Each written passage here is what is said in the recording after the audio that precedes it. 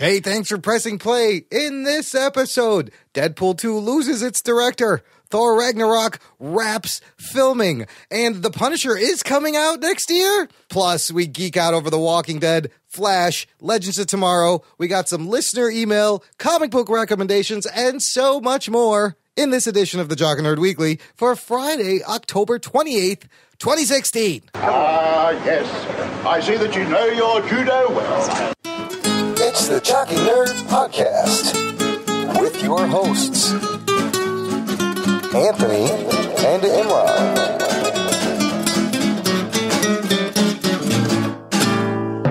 Jock and Nerd! Hey, what's up? Welcome to the Jock and Nerd Podcast. My name is Imran. I am not Anthony. He's not the jock. But he's still the nerd. Filling in for the jock, pinch hitting, as it were, is the ginger geek, Matt Delhauer. You like how I did that? Was that right? That's good. Yeah, right? You did. Okay. You did right. You did well. Woo. Anthony would be proud, but he'd still make fun of you. He's still going to make fun of me, but he would have really yelled at me if I fucked up the pinch. Oh, my God, yeah. Pinch hitting. And pinch shitting for Anthony is the Rug Boy. What's up, Rugs? I like a clean break. Well, let me just fill the listener in. It's Game 3 of the World Series between the Chicago Cubs and the Cleveland Indians. It's the first World Series game right now that the Cubs have played since 1945, and it's in Chicago, so the city is going nuts. Hit him with the hind! Hit him with the hind. Absolutely. You gotta say you even podcast? So, Anthony, if you've been listening to the show, you know we put out a thing for someone to help, and Delhauer was nice enough to volunteer, but I thought the deal he had with you, Ruggs, was like Anthony during the game, if he has to take a shit, he texts you and you pinch shit for him. Yeah, well, I thought you meant like when you take a shit, you pinch it. So that it's a clean break. It's a play on words, people. What else would you do? You just clench your butt cheeks really tight. So you just rocking it out? Yeah. You're pinch shitting every time you take a shit. If you're a new listener, we don't usually talk about shitting this much right off the bat. That's not true. That's We all. romance you a little bit. We like to take you out, we wine and dine you. And then what we do on these weekly Geek Fests is we got a bunch of comic book, TV, and movie-related news. We're going to discuss the season premiere of The Walking Dead, the 7th season again, even though I talked about it last episode, but I need to know what Delhauer and the Rugs thought of this, and I have more thoughts. I have had more time to digest. We'll talk about some random TV shows, and I got a couple of emails and listener feedback. That's the show. Lots of fun stuff. Oh, I remember what I wanted to add. Yes.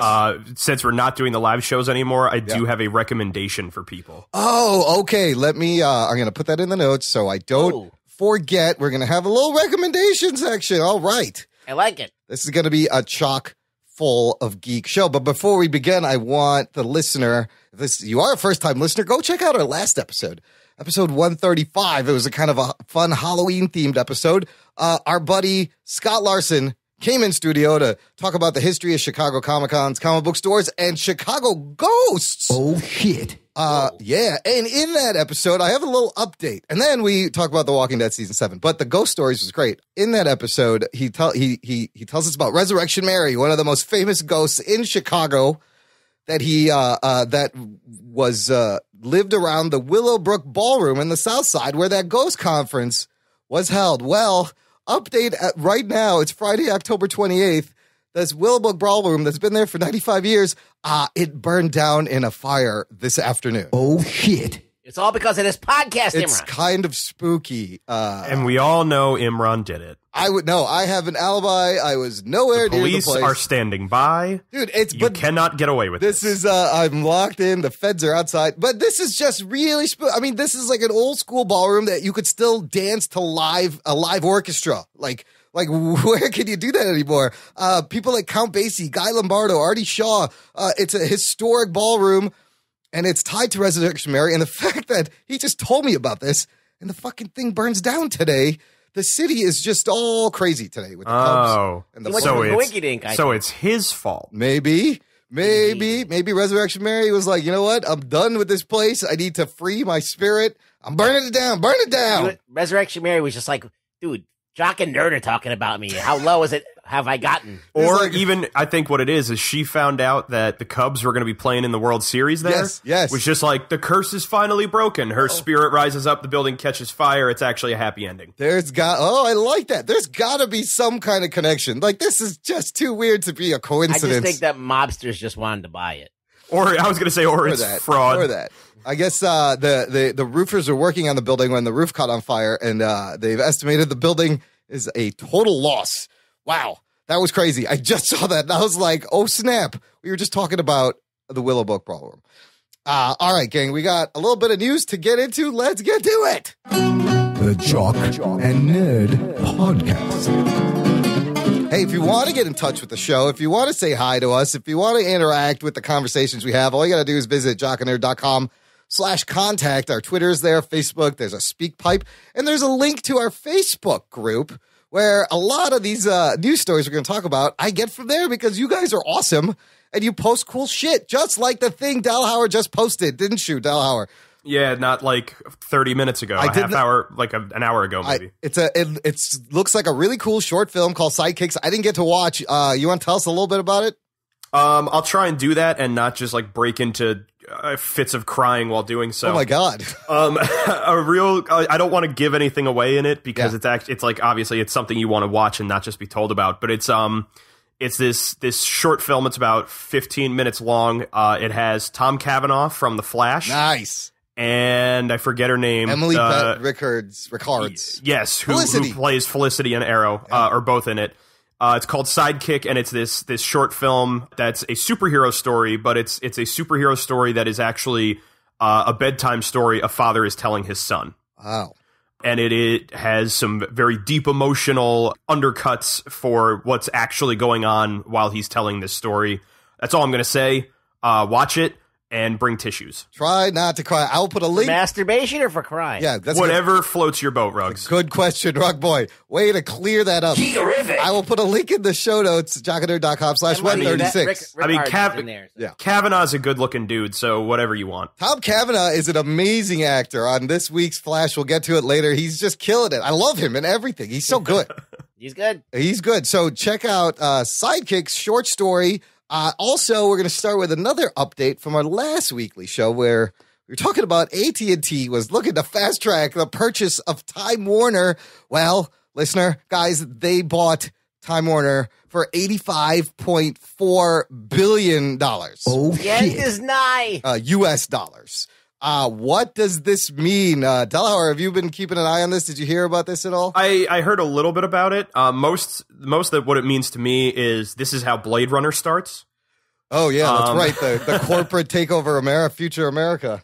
But the only thing that I really didn't pay attention to the news story until I was on Twitter the other day. And Scott Snyder, who writes for DC Comics, did Batman for a while. Yep. He's doing Batman All-Star Batman right now. Yeah. Put out a tweet that said, so does this mean we can all get free AT&T now? Oh, shit. It should. I didn't even think about the fact that, Time Warner would own Warner Brothers, which owns DC. Yeah, that should work. I just think that everybody's cell phones will now automatically just have the Batman ringtone. That would be awesome. That would be it just every phone that you get is automatically. So AT&T will own HBO, TNT, DC Comics, Warner Brothers, Cartoon Network, Warner Brothers Interactive, and half of the CW, which was a partnership with the CBS. As well as DirecTV in general. Well, they bought DirecTV last year for $50 billion, and the report I read before the weekend is that they were going to pay $65 billion, and this is $20 billion past what they said in that article. So, oh boy. So look, like we said, give it a couple years, you're going to probably see some of the influence of this purchase in the movies. If AT&T just took $80 billion and just helped the world. Jesus, even $80 billion. Even on top of that, just it baffles me that AT&T has billions upon billions of dollars to buy all these other companies, and yet they still can't surpass Verizon in their actual fucking cell phone coverage. Yeah. They don't want to. That's true. They don't care.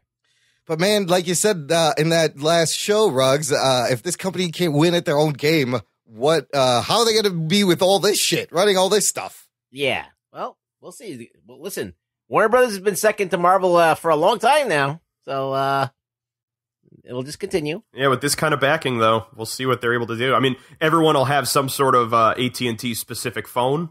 Yeah, in all those yeah, movies now. Yeah. Like the active versions of the Samsung Galaxies, those are AT&T only. The ones that don't blow up, you mean? The ones that don't blow up, possibly. we haven't fully field tested that. That shit is crazy, too. The fucking phone is smoking. Like, I've seen videos. Lady walks in with the phone, and it's just smoking. I'm like, why is it doing that? This is not good. It's just vaping, bro. It's vaping like me. It's that my vape does not blow up only when I put the wrong batteries in. So. That could happen with any battery, though. For real. Oh, yeah. It's legitimately, I think it's just the lithium-ion technology is not caught up to what they want it to be. So it just eats itself. It's kind of a ticking bomb wherever you take it. That's what a battery is. It's just a bunch of shit that's like chemical reacting right there in your fucking remote control or in your phone or anywhere. I want that on a T-shirt. Just a battery is just a bunch of shit chemical reacting. Rug boy. It's gonna blow. All right, we'll make it happen. It's a fucking science experiment. Yeah. It just oh yeah. And we're just walking around putting this in our pocket. Nobody gives a shit. Yeah, let's leave it up to fate. All right. Next thing from the Facebook group posted by Kate Amutazo, who was on the show, and she has a website called See Here's the Thing and See Here's the Podcast. Really lovely person. Based on our conversation about Anna Kendrick wanting to play Carrie Kelly Robin in those pictures with Joe Manganiello, apparently actor Teresa Palmer wants to play Talia al Ghul in Ben Affleck's Batman, to which I say... Who the fuck is this? Yeah, right? She's the girl that looks like the girl from Twilight, but it's not her. Oh, the Kristen Stewart? They they're identical. Well, that gives her enough pull to just demand roles then. Yeah. I hope she's not as dull. She's in Warm Bodies, I guess, that zombie romance something. I've actually heard it's a good movie, but it came out like they marketed the shit out of it to basically be Twilight when it's making fun of that concept. That's true. And it apparently has some more poignant, symbolism or whatever. But anyway, I don't know who this is. Yeah. I feel like the biggest mistake they could make with the Batman movie would be to just throw every fucking character they can into it right away. Yeah, we're making a Batman movie tied to everything else. Let's only make one and use every character we have. They never learn. She's 30, so she's an okay age. The only thing I got excited for, if they do bring the Talia, is that maybe we get to see the Damian Wayne, which would be awesome to see a cinematic Damian. I mean, and the other thing that I know a bunch of people over at Cape Swish were saying when they saw this story come up with was it's very funny to see multiple white people saying, I want the role of like a Middle Eastern Asian character. Oh, I didn't even think about that. And granted, I mean, every comic that you see Talia in, they basically make her look as like Mediterranean as possible. But sometimes she's blonde, I guess, in this one screenshot. I don't know if that's supposed to be her from the cartoon. That's just, I don't know. That's probably just the actress, honestly. Yeah. I mean, you can dye anybody's hair any color. Yeah. Yeah, Talia she needs to be Mediterranean, Middle Eastern type. But yeah, of course. I would love to see Damian come in and fuck things up. But yeah, let's not throw everyone in the Batman movie just yet. How about you start shooting the fucking thing first? I mean, my biggest thing is the kid from Big Hero 6 who made his own fight scene video to be Robin. That was great. I would 100% put that kid in there. Because at least he tried to put something. He's not just like, I want the role. He's like, please cast me because look at how hard I'm training myself to be in this movie if you'll let me. Because instead of and then you have Anna Kendrick and whoever this one is where they're like, maybe you could just give us a role. And they're like, oh, of course, just hand it out to every pretty girl that asks. Jeez, that's how Hollywood works anyway. That's how it is. That's how being a pretty girl works. Yeah, they ask for shit, and I want you to give me drinks for free and a role in your next movie. It's not fair, I tell you. For freaks like me, we can't catch a break ever. Are you kidding me? I'm a ginger, man. Yeah. Every redhead role either goes to a British dude, who is redheaded, or they just dye somebody's hair because fuck us. Oh man, the gingers, you feel me? Gingers, Felties, Pakistanis, we're all the same. We're all outcasts. Yes. So you'll be seeing us outside of Trump Tower with our own "We Are All Muslim" signs. That's all right. That's right. That's a great idea. Let's do it. Oh my God! You know, the likelihood of him becoming president today is just skyrocketed because of this news thing that just broke. Every goddamn day, it's back and forth. Other. That's like, look, similar to a World Series championship. This election is so unpredictable. Any fucking thing can happen, and I can't call it until I. Oh my God, it's crazy! My head's gonna explode. I feel like November 8th, I'm gonna vote, and then I'm just gonna put myself into like a medically induced coma for a few days. I agree. And then just wake up when they actually have like an actual winner. I almost I want to vote and I don't even want to know who wins. Like, I'm so over it. I don't care. Don't tell me. No one can bug me about it anymore. Don't even tell me who wins. I don't give a shit. I did my part. But wow, it's very unpredictable and entertaining. Okay, let's move on to some Marvel movie news. Doctor Strange is out in the UK and the review embargo is out, and I've been trying to stay away from any of these. But the important thing to note is when you go see the movie, there has 2 credit scenes, as usual. Don't leave. You got a mid-credit, you got a post-credit, and I'm excited to see this in the 3D IMAX. Have you guys read any of these reviews yet? Are you trying to? I just heard it was good. Yeah, I haven't dove into any actual review. I saw, was it David? Yeah, I was, David Malofsky, Place to Hang Your Cape, has seen the movie. Yeah, and his initial reaction was, he said, no spoilers, but I love it and it's amazing, which in itself is kind of a spoiler. But yeah, I've avoided any reviews. Everything that I've seen, whether it's like Twitter blurbs or David on the community page have said it's great. So, I mean, I fully expected it was going to be a mind bender starring Benedict Cumberbatch. Whether it was like the greatest movie ever or not, I was going to have enough fun with it that I wouldn't care. Yeah. Yeah, no. If it's as good as Ant-Man, it's fine. Well, exactly. Malofsky and a lot of the reviews have been. He kind of he says the same thing. He said just saw Doctor Strange, so good, definitely worth seeing on a big screen. Visuals make Inception look like a student film. Climax is one of Marvel's most creative yet. And then John Bellotti very cleverly asked a great question: where does it rank on the Marvel movie list? David says it's in his top 5, and just like I heard. He said it's just below the first Iron Man. It's very similar to Iron Man.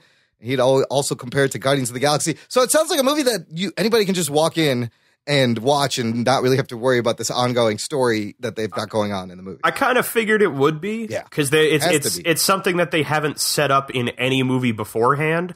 So it has no real connection yet. They said Stephen Strange in the Winter Soldier, and that was it. Yeah, exactly. That was the only thing. So...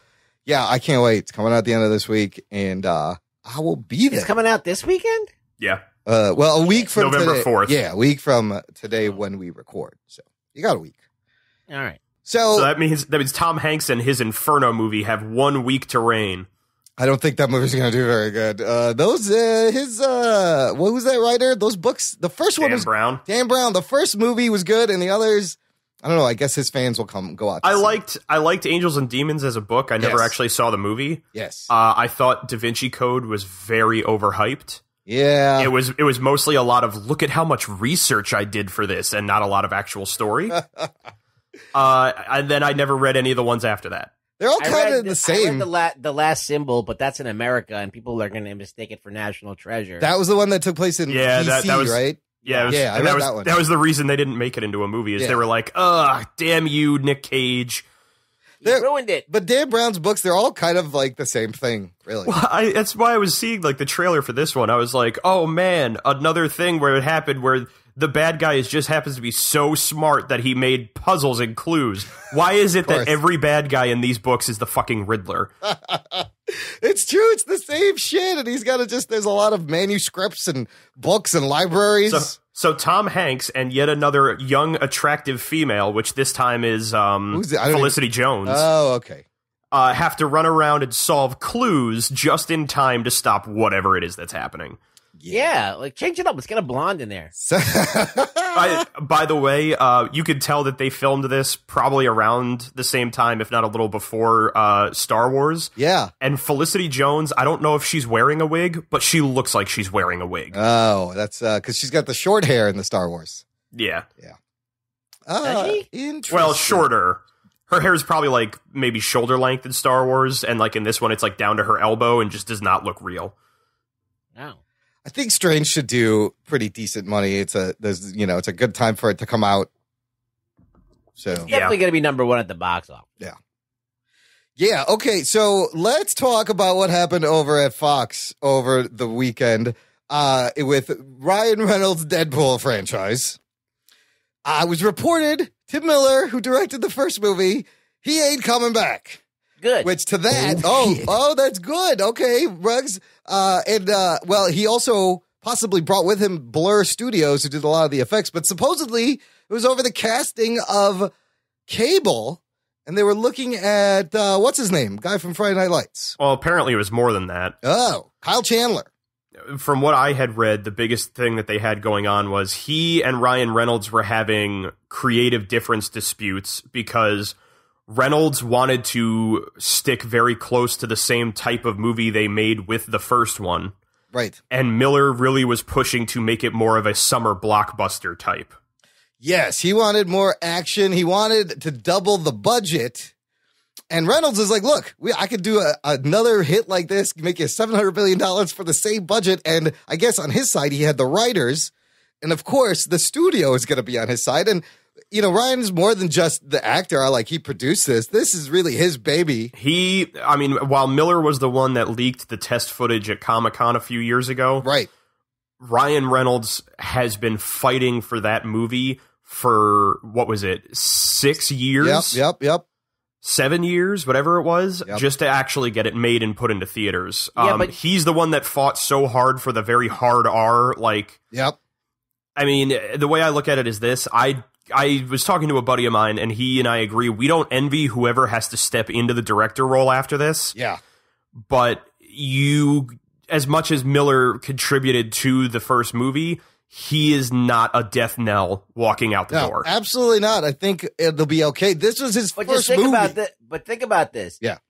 The way that Deadpool was handled, the reason why it went over so well is because it was edited so well. Yeah. And and the guy knew how to edit things down so it didn't get annoying, because we were talking about that when we were reviewing it, that it could have gotten annoying very fast. Now, without that censor, Ryan Reynolds is going to be able to do whatever stupid shit that he wants to do. And, he's funny, but you got to know when to edit.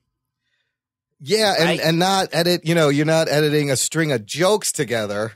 You're editing a plot and a story that has Tim jokes. Miller brought a lot to the table, and you guys are underplaying him a lot. And I think you're going to really feel it. I think, and I don't doubt it. It's going to be a different film no matter what. And I think one of the problems that I had with Deadpool was, I know a lot of people talk about it being like such an original concept, or such like a breath of fresh air for superhero movies. Yeah. But I think the thing is that what people didn't realize was Deadpool was honestly the same superhero movie we've seen before. It just made fun of itself for being that. Yeah, absolutely. I think Miller wanted to make it what it was making fun of. And they say that he was pushing for a bigger budget, more action. He wanted it to be a bigger, blockbuster type. And I think that could have worked fine if they were also, still making fun of the fact that it's a big blockbuster sequel. Yeah, you make fun of the sequel, the superhero you have so sequel. You have so many jokes that you could do about having a bigger budget and more characters, and look, more X-Men. And I don't think the movie will.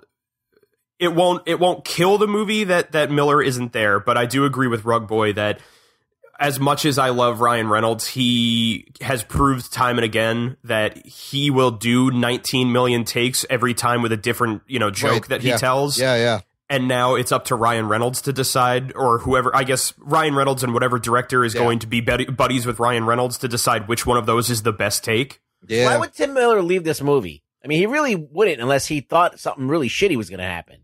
But there's no reason for him to leave the movie. It sounded like it was mutual too, really. What I wonder is this is so big for Ryan Reynolds.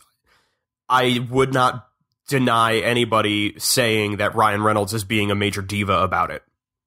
That's good too. I mean, this is like his biggest. It is the biggest thing he's had in his career, pretty much. Yeah. Do you think this is the fourth time, or the third or fourth time that he's tried to do a superhero blockbuster movie, and it finally worked? Yeah. And he fought for it to happen. So to turn around, I wouldn't be surprised for him to turn around and be like, see, if you let me do what I want to do, it'll work out. I mean, it works because we don't see his face.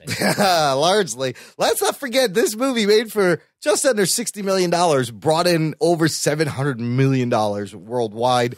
And the studio is like, look, if you could do this again, we're on your side. Do you think losing Tim Miller and Blur Studios and his visual, like, video game action style is going to be a detriment? Or can someone step in and kind of... I do. Take the template from what they built and use that and keep going?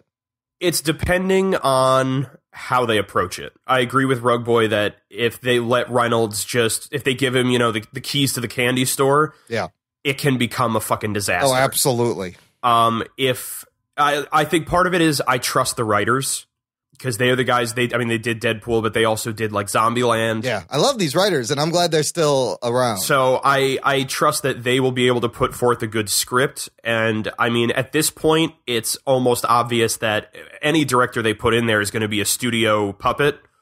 Huh? Hey, I take umbrage with that. I said puppet and not you're Felty. the puppet. You're the puppet. Build a wall. Keep the puppets out. We'll make the puppets pay for the wall. Yeah. You're the puppet. Anthony and I both made the joke of why don't they give Josh Trank another try? Well, no, it's not that desperate yet. Whoa. Here's a short list. I have a little bit of information. The first report came out that Fox was looking at the director of John Wick, David Leitch. I don't know how you say his name. I've never seen the John Wick movies. That's I don't very know good. Yeah, that's a good choice. That's a good choice. And I was going to say the good thing about John Wick was legitimately a 2-hour-long video game action scene. Is that what is John Wick about?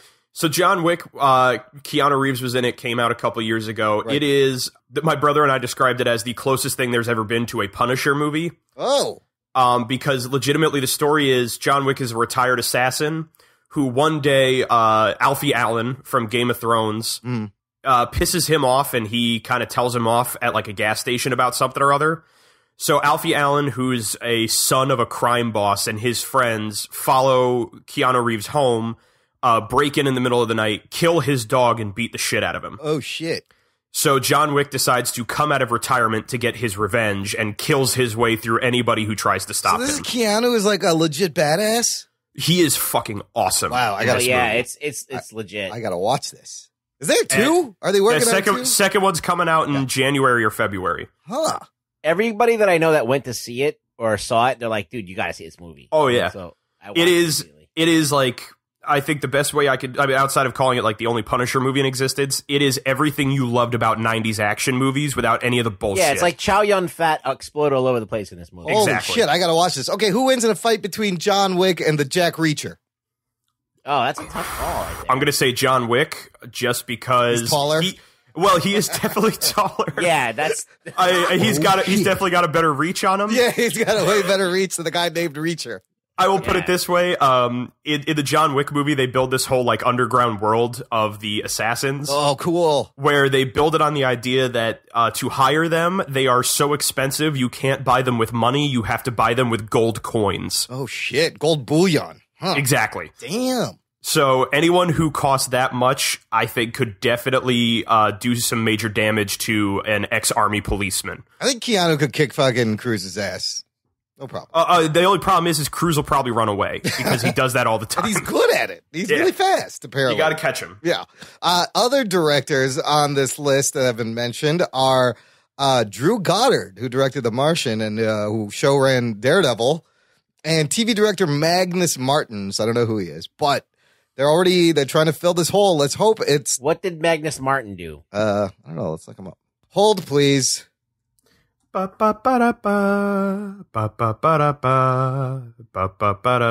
right back while Imran checks it out. This guy's got a great name, Magnus Martins. He did an episode of Agents of S.H.I.E.L.D. He did an episode of Luke Cage, Power, 12 Monkeys on Sci-Fi. He's done, that's... He's a TV guy. Yeah, he's a TV guy. That will be their studio puppet. That'll be their Josh Trank on it. Yeah. The John Wick guy seems to be the most legit guy to do it. Maybe he doesn't have a sense of humor. But you got the writers in there, and you got Ryan Reynolds on the comedy, and you need a guy on the action. I could actually see Drew Goddard do well with it. Drew Goddard, he has worked closely with Joss Whedon a lot. He did Cabin in the Woods. Yeah. Like you said, he did The Martian. He wrote Cloverfield, right? I think so. That? He would be able to bring a little bit of like what he's picked up in the Marvel style in the MCU. But The Martian's such a good movie. Why would you go from that to like he's on an upswing in his career? Goddard strikes me very much as like a Joss Whedon type, where for him it's less about this is good for my career and more of I want to do whatever the fuck I want to do. If he likes the story, he'll probably end up doing it. I think that the John Wick guy, that name came up right away. So it's definitely the one I would put in the front running. Yeah. All right. Well, let's see. There's no report. There's no date for Cable 2, so it's already got a little bit of a uphill battle. And Kyle Chandler, though, I don't know whose choice that was, but I don't know if I didn't. That's not who I pictured for Cable. That's all. Honestly, if you don't go with Stephen Lang or Ron Perlman, don't make the movie. Exactly. It would fit the tone of the Deadpool universe. Like, you need that guy. Also, Thor Ragnarok. That's not coming out till next year. It's wrap filming, and Taika Waititi, director, whose name I put this in because I just love saying Taika Waititi, but he posted this fun little 14-minute Facebook Live video on the set, walking around, and he's just so, like, I just want to hang out with him. Like, I love him even more. Can I just say that in the 5 years since Green Lantern came out, Taika Waititi looks like he aged 30. Oh my God. Yeah. Like he was the president of the United States. And I was like, oh my God, what happened to him? Like, yeah, like I saw him. He's completely grayed out. I was like, oh my God, he must have like opened the Ark of the Covenant or something. He was young and youthful in, as his buddy in, the Green Lantern. Unless maybe they dyed his hair for the movie. But I mean, granted, it's 5 years. Fucking anything can happen to you in 5 years that completely grays you out. If he had a child, his hair went gray. Oh, yeah. You see, like in the video, he hasn't shaved. He looks tired. They've been shooting for 84 days, but he walks around this wasteland space set where it's just like it looks like a spaceship junkyard. It's legitimately a junkyard they build next to a lake. They're like, here's the set. I was like, what, that fucking dumpster over there? He's like, yep, that's our set by a lake. And you see dudes and a lot of props, and you see the Chris Hemsworth, and you see Tessa Thompson with a little bit of makeup on as Valkyrie. And he kind of leaked the thing. He introduced a character. He's like, this guy is playing Meek.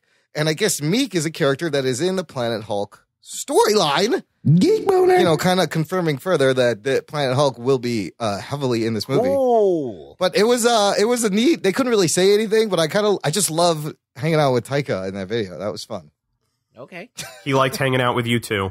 I'm sure he did. That was like. That sounds kind of weird. He said hi to me. He and I are friends now.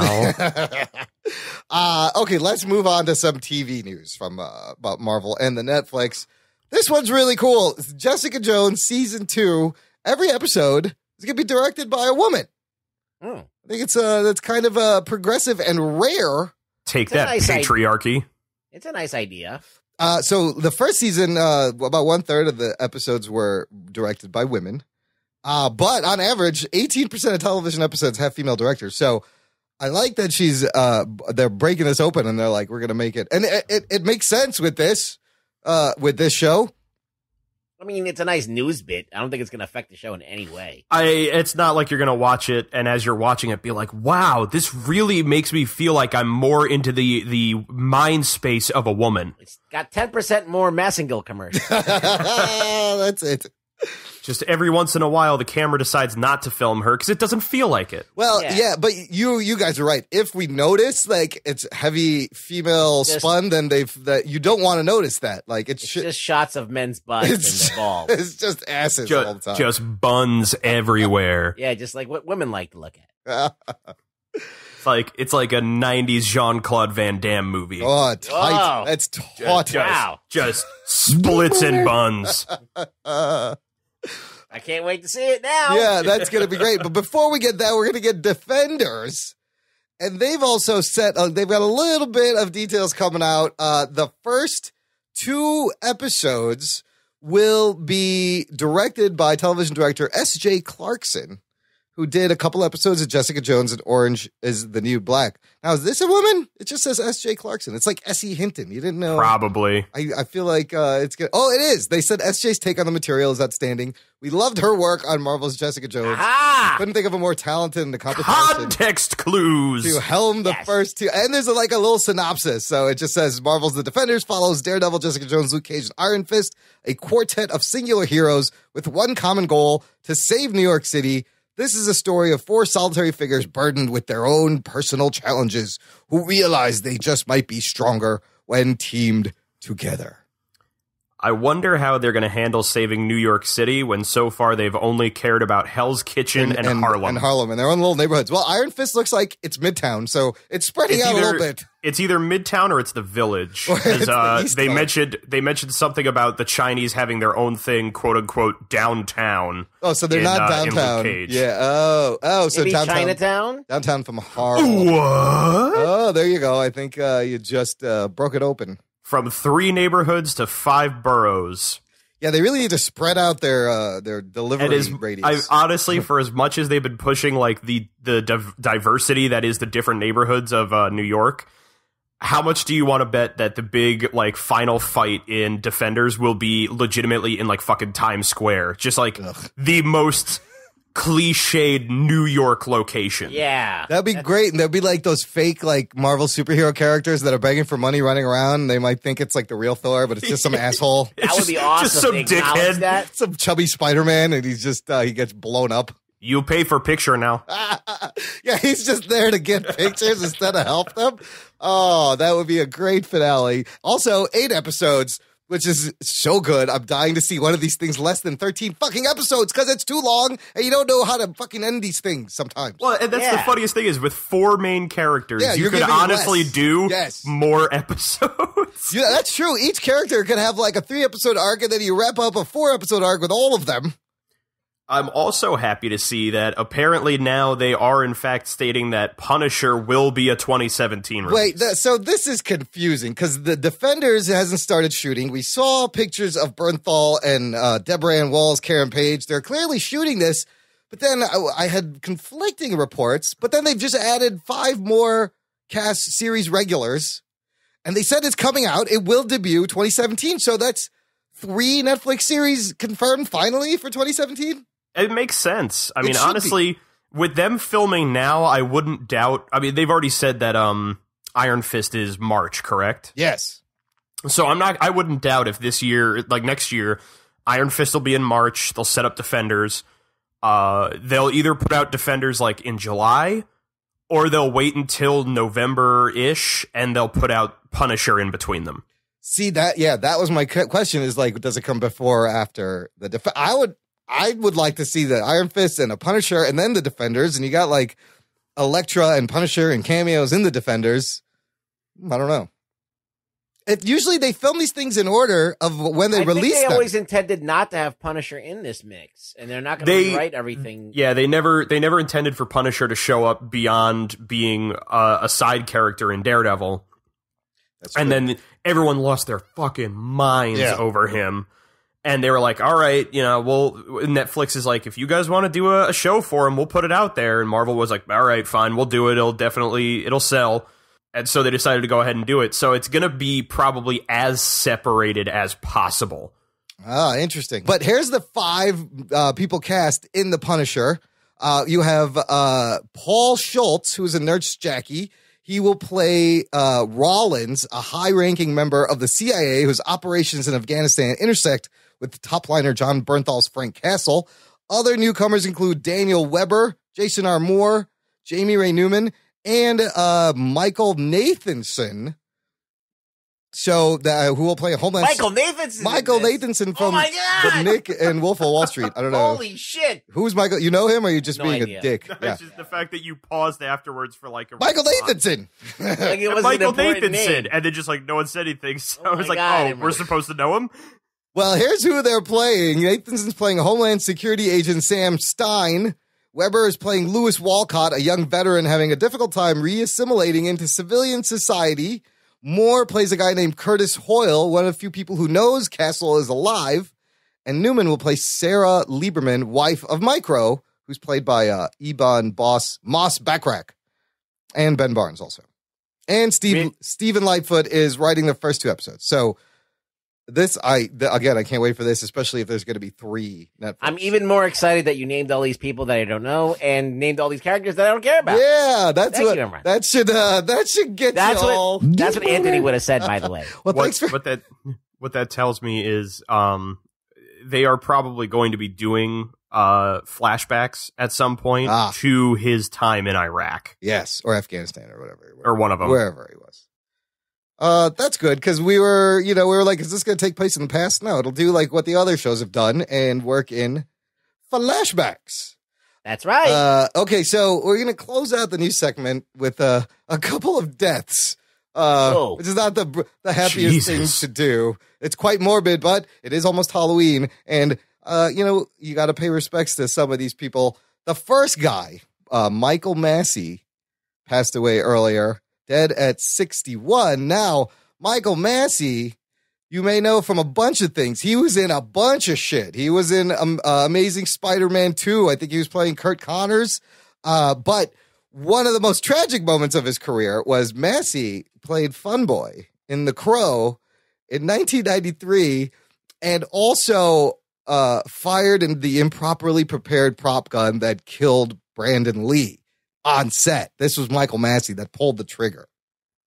I think the problem that I have with so many news outlets referring to him as Michael Massey, the actor that killed Brandon Lee. Yeah, that's all you see the headline. It's horrible. It's like, oh, okay, so he's a murderer? It's like, oh, no, it was a mistake. He never meant for it to happen, and it's haunted him for years and years that it happened.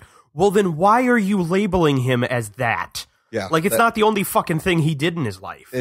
No, he was in Seven. He's been on The Game, a lot of David Fincher movies, the Amazing Spider-Man movies. He was on Carnival, X-Files, Alias, Supernatural, Fringe, The Blacklist. He was on the first season. He was Ira Gaines on the first season of 24, who was a great villain in that first season of 24. But he was that. I can't believe he was that old. Yeah, he was 61, and he said that he had to take a year off from acting because he's like, I don't think you ever get over something like that, and he probably didn't. Like, how do you? Oh no, I can't imagine living with that. He was one of the many who, after Brandon Lee actually died, said, "There's no way we can finish this film. I don't think I can keep filming." Shit. He didn't want him to finish it. Yeah. And they Alex Proyas had to convince him that no, Brandon would want us to finish the film because we've all put so much into it. So I think he only had a couple of scenes left that he was able to finish filming, and then once he was done, he went into like seclusion. Yeah, didn't take roles, didn't want to act, didn't talk to anybody or anything like that. Like it damn near destroyed him. It's traumatic. He also admitted that he never he couldn't bring himself to watch the movie, which I don't blame him, dude. Like, that's fucked up. Some guy fucks up in his job and you end up killing Bruce Lee's son by accident. Like, that's fucking crazy. The other person who passed away this week, an amazing comic book artist and creator, Steve Dillon, who is only 54. Steve Dillon, best known for working with Garth Ennis on Hellblazer, Preacher, a great run on The Punisher. Right. I've always loved this guy's art. He brought like a cool like indie comic book feel to Vertigo and comic books. Ruggs, what do you remember about Dillon, and how would you describe his artwork? Well, I feel like he takes a page out of Barry Windsor Smith. Yes. He's kind of like Barry Windsor Smith, but like if you cleaner, almost less lines. Yeah. You take Dave Gibbons and you take Barry Windsor Smith, and then you put them together, you get Steve Dillon. Yeah, absolutely. Even a little like Brian Boland-ish, but he's a gentleman. He's an English gentleman. Yeah, he had a lot of the same kind of attention to detail that Boland would do. Yeah.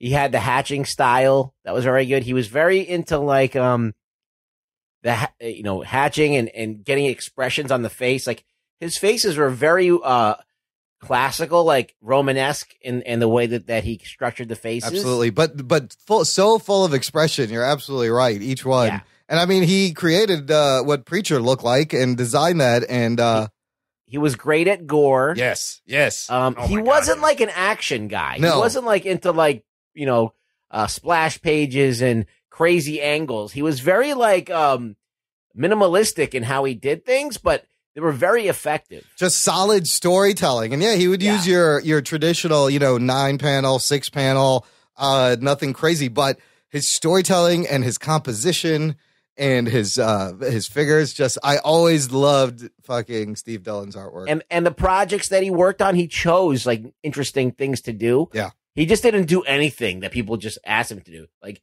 he did The Punisher because he liked The Punisher. He did Hellblazer because he liked John Constantine. And he liked Preacher. I mean, Preacher was like this book that he helped make. He created it. And now we have it on TV as a series. But even the series, even though it's okay, it doesn't hold a candle to the book. No, definitely not. Delhauer, what did you think about Dillon's art? The funny thing was when I first heard about it, it surprised the hell out of me because I was in New York City the night that he died. I didn't do anything. It wasn't me. I didn't do it wasn't you. No, I think he actually just like I didn't burn down the Willowbrook Ballroom. I think he actually had some health issues that he was battling with for a little while that he tried to keep kind of on the hush hush. I was first introduced to him through Punisher and his work with Ennis on that. It wasn't until later that I would get to actually read Preacher. I know it's always weird to be like, I don't want to like speak ill of the dead. I liked his artwork, but I definitely would not say he was my favorite. I definitely recognize a lot of the stuff that Rugboy had mentioned, especially the fact that he was not one for big splash pages and stuff like that. And like in doing so, it made, the crazy moments that happened, they became a bit more subdued. And in that fact made it just, the book is telling me that this is a normal thing that happens and not like something big to have attention drawn to it. And that really solidifies the crazy worlds that he creates. That if Punisher blowing a dude's head off at point blank range with a shotgun isn't worth a full page of happening, then that means that there's nothing in this world that is really all that surprising or exciting because this shit happens all the time. And that's what's more like devastating about it.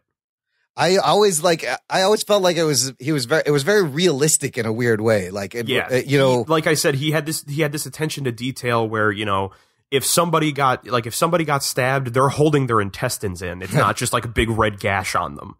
But even on top of that, it was, as much as I loved, and I've said, things like Preacher and Punisher, they wouldn't be what they are if he hadn't done the art.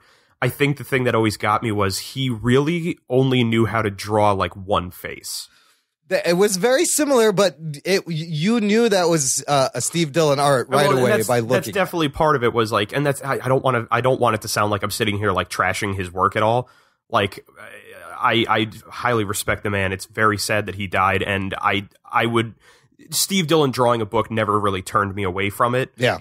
As much as I would at times have said like, oh, well, a Steve Dillon book looks the same all the time, but it's because he had a style of his own. That was his style, and that's what, I responded to his style. I would buy anything that Dillon would draw.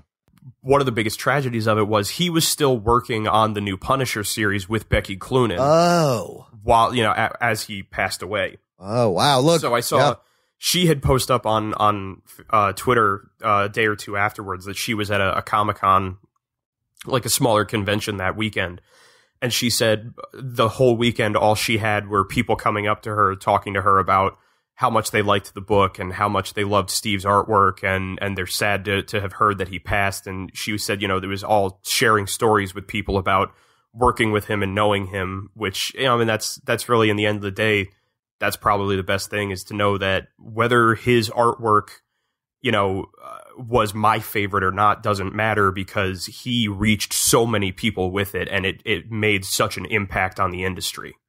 A really nice guy too, from all the reactions I've read. Look, listener, if you've seen the season 2 of Daredevil on Netflix, the scene where Frank chains Daredevil to a chimney and tapes a gun to his hand is straight from Steve Dillon Punisher comic book pages. Like they did a great job adapting that, and he did the art on that. So that's a big one, man. I love the Steve Dillon.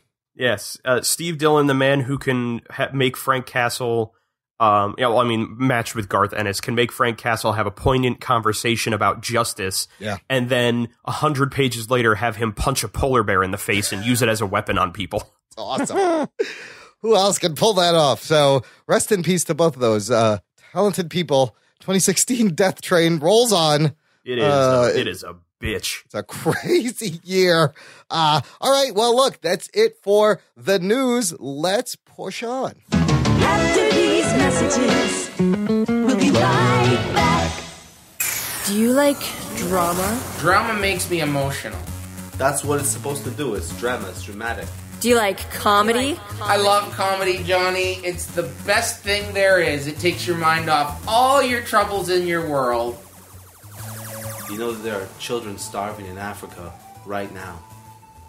Is that a joke? Yeah, it is. It's a good one. Do you like Alyssa Milano and Doctor Who? I love Alyssa Milano. She's like my favorite actress. I love Alyssa Milano too, but I think I might love Doctor Who more than Alyssa Milano. That is because you're a nerd. Yeah, I am. Drinking in the Park with Neil and Johnny, the internet's only Doctor Who Who's the Boss podcast. Except for that Dutch one. What a bunch of weirdos.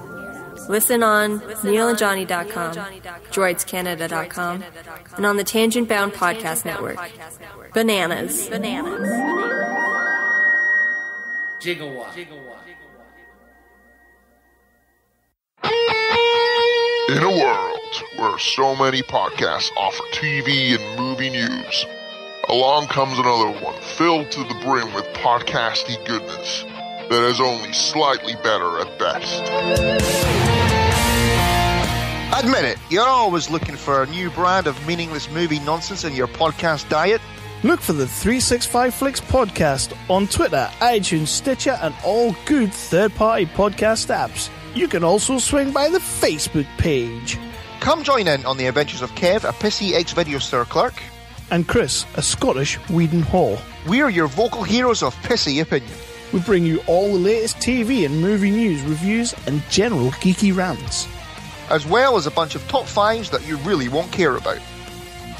So whether you're Team Iron Man or Team Cap, you're Team Batman or Team Superman, drop on by the 365 Flicks podcast, where the Chris vs. Kev Civil War never stops. This is the podcast you're looking for.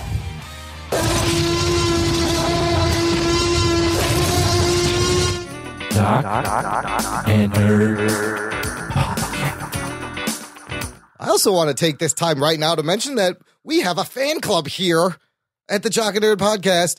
You just visit jockandnerd.com/Patreon and you get like an exclusive RSS link where you put it in your favorite podcast app and you're going to get all this bonus content. Awesome bonus audio like the first time Delhauer met Rugboy. That is a clip on the Patreon. And we have a new patron, so I'm just going to take a minute to shout out Marie Hopkin, who signed up this week, and she found us through, she's a fan of Jeff Hillier, DeadX Radio. She listened to when he was on our show, which was also the historic last live Blab show we ever did. The show that killed the It Blab. did, because the next day Blab just shut down with no warning, no kind of thank you email. If you logged into the Blab's website, it just had a big sign that said, "Fuck you, Jock and Nerd." They're like, oh yeah, it was great. I loved it. This show's been blamed for so many things already in this episode. I have to keep a running track. So thank you. This show killed Franz Ferdinand. We killed Franz Ferdinand, started World War I, we burned down the ballroom. A lot of people don't know that. I don't know what's going on. But thank you, Marie Hopkin. And also, welcome aboard. Yeah, welcome aboard. I hope you're enjoying all the audio. And I'm just going to say real quick, thanks to everyone else on the Patreon: Brett Zafka, Zekas Viral Comics on eBay, Jimmy McPike, Jesse Looney, A Place to Hang Your Cape, and Philip Milan. Thank you for joining the fan club, supporting the show. Really means a lot. Yeah, let's make this list a lot longer, guys. Yes. Come on, chip in. I should be reading twice the amount of names, you fuckers. Get to it. It's only $1 a month. I mean, I know I'm not a part of it, and you shouldn't do what I do. You should do what I tell you to Don't be a Delhauer. Do what Delhauer tells you. Look, we're at this rate, we're putting out 5 to 6 shows a month. That is value, people. That is value. Oh, shit. So, okay, before we get started, I'm going to issue a spoiler alert, because this is a big spoiler alert. You may not have seen this show, so here we go. Strap yourselves in, you fucks. Spoiler time. Anthony and I preemptively just kind of talked about The Walking Dead Season 7 premiere in our midweek last show with Scott Larson, because I was like, I cannot wait to talk about this episode. The title was called The Day Will Come When You Won't Be, and I'm just really curious to know, Ruggs and Delhauer, what you guys thought. Ruggs, let me start with you, because last season you were very critical of the show. Yes. It rarely satisfied you. You were always like, no, it sucks. And if it did do something good, we were surprised. What were your thoughts on this whole thing? Okay, so basically what the master stroke of this episode was that it finally created a tension for like the bad guy, the antagonist, okay? Yeah. So you finally have you have like, you know, a fucking guy that's kind of like the governor. You can't wait to see. Oh, he's way worse than the governor. Rick get this guy and fuck him up now. And how is he going to go about it? And my fear is that they have built this great amount of tension, and they're going to fuck with you, and they're going to drag it out again like they do all the time. Oh my God, you know they will. Yeah. Why? The show didn't used to be like that. So this episode is probably going to be the best one of the season, and the one where I don't think that Negan ever gets killed by him, does he? Look, I don't know if Negan is still alive in the comics. I can tell you reading if you a little while know. ago. Fine, go ahead. Imran has all the answers. He is. Okay, thank you. Yes. I'm sorry for sounding very sarcastic. When I said that. It's okay. You're a ginger. I'll give you a pass. So he eventually does die then? No. He's still alive. So he's never going to get revenge. So Jeffrey Dean Morgan is locked in to be in this show forever at this point. Pretty much. If they're going to go any way like they're doing in the comic books. Wow. Delhauer, what'd you think overall? Overall, it was eye-popping. Oh, no. Lame. Too soon? No. First of all, I will say it was 1,000,000 times better than the season 6 premiere. Really? Which I legitimately considered to be one of the worst fucking episodes of that show. Oh, my God. To give me an hour and a half episode, and you're like, what we're going to do is like herd these walkers. Half of it's going to be in black and white. Yeah. Half of it's going to be in color. It's going to be all told in non-linear fashion. They Tarantino'd it. And all it's going to do is it's going to do fucking nothing happens. That is true. Nothing did happen by the end of that, did it? It's like, okay, by the way, you know, the kid that Rick killed his dad, he's mad about that. And there are walkers because apparently those are still a fucking threat. And we need to do something about these walkers, but no one wants to do anything, but we have to do something, and I don't want to kill, but I have to kill, and I don't take chances anymore. And then he took a huge fucking chance in this walker parade plan. Yeah, it was and it just blew up in his face because nothing Rick does ever goes right. It was a really bad plan. Yeah, the Rick NATO. It's a really bad plan. I mean, for once, like this premiere, as much as I fucking hated the season finale, I loved the 15-minute speech from Negan because Jeffrey Dean Morgan is the best thing that ever happened to this goddamn show. But I hated the cliffhanger. It is stupid to do a cliffhanger ending in the day of the internet.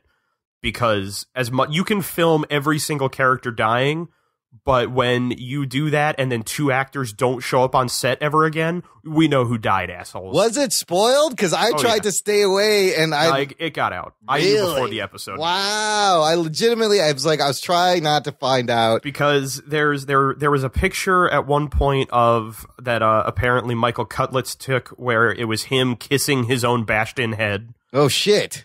And that apparently got out because why wouldn't it? Yeah. And then everyone realized that Steven Yeun wasn't on set like ever again. They're like, where is he? And they're like, oh shit, where's he? And so I think the weirdest thing was that they randomly put out an article on, I'm trying to remember what it was. I think it might have been like on Heroic Hollywood or Collider or something. And it was an interview with Steven Yeun talking about how much it sucks, like, leaving the cast of Walking Dead. And they put it out like a week and a half before the premiere. Oh, boy. But the thing is, it didn't say at all like he was going to die in the premiere or that his character had gotten killed off. It was just him saying like, yeah, it sucks that I'm not going to be around with them as much. And so I was like, oh, are they going to have it that maybe his character's like somewhere else and he's just like, maybe he's making a movie and so he's not going to be on the show for a season or but something. I was like, that's what anyone could say, but I know for a fact he's dead. Like, if they wanted to fake everybody out, they could have just hired Steven Yeun to show up to set and just sit there. Exactly. I said, if you really want this to be a like a non-spoiled thing, you have to have every single person, even if their character dies, on set all the time for the whole fucking season. Yeah, in makeup and everything. Yeah, like in costume, they got to be talking. You have to pretend to fucking film scenes. Like, there are people like vultures outside the walls of you filming. Yeah. They're going to recognize any problem. Man, you really got to try hard in this day and age. But that part of the issue I had is that this whole story, this whole night could have been told at the end of last season in one episode. Yeah, they didn't have to hold it out for all this time. That's what really a few people had said was, what they could have done was, if you're going to kill off two characters because you need to break Rick and you need to show Negan's a bad guy, kill off Abraham at the end of the fucking that's season. what Anthony said too. Yep. Kill off Abraham, and then make that your cut to black. He hits him in the head. Oh, this one's a fighter. Suck my nuts. Blah, blah, blah, blah. Bashes his head in. Everyone's upset. And he's all, all right. Look at my dirty girl. Blah, blah, blah, blah, blah. And then you go to credits. So you're like, oh shit. All right. They just kind of amped it up there. You come into the season premiere. Daryl tries to punch him in the face. Yes. He says, I told you I was going to shut that shit down, and now he kills Glenn. Yes. And now that is a huge fucking shock. If they wanted to do the shock, yes. But I would have been even all right with just leaving me with this feeling of devastation that I got at the end of this episode. Well, and the other problem that I had, because the problem I had with last season, and I'm afraid I'm going to have with this season, is you see all of the fucking TV making tricks laid out in front of you. So they do their fucking season ender because they want you to spend all summer going, oh, who did he kill? Who did he kill? And then they bring it into the season premiere, and they knew that if they immediately showed you Abraham and Glenn die, people were going to be upset, and you'd have a shit ton of people probably even turn the show off. So what do? They start off at the moment right after that happens, bring you further into the story without revealing it, and wait until the 30-minute mark of the episode to show you who dies. Yes. Because as long as they make it to 30 minutes, that 30 minutes gets counted as an episode in the fucking Nielsen ratings. Oh, wow. That's what they're doing? Jesus. So it's as long as they have you tied in for 30 minutes, the 9 to 9:30 slot is Walking Dead can be counted as the episode when it comes to ratings. So if you drop out for 9:30 to 10, they don't give a shit because they still get to say the highest rated episode of Walking Dead. You gotta hit that button now, Imran. Gentlemen, this is Democracy Manifest. That's the one. Yeah, so they planned it. They fucked with you so you would stick with the episode. I feel like the problem I have is when they do the interview later on during the Talking Dead episode, they were talking to Gimple, and he was like, well, I don't like him. We really wanted to make an episode where not only do you see Rick broken, but you feel it yourself, so you feel connected to Rick. Well, too bad, because this isn't Rick's fucking show anymore. No, he was Jeffrey Dean Morgan. I couldn't get my eyes off of him. Every line I was hanging on. Speaking of the Nielsen Live Plus 3 ratings, real quick, so the Live Plus 3, I guess, is that day and then 3 days after DVR. Mm-hmm.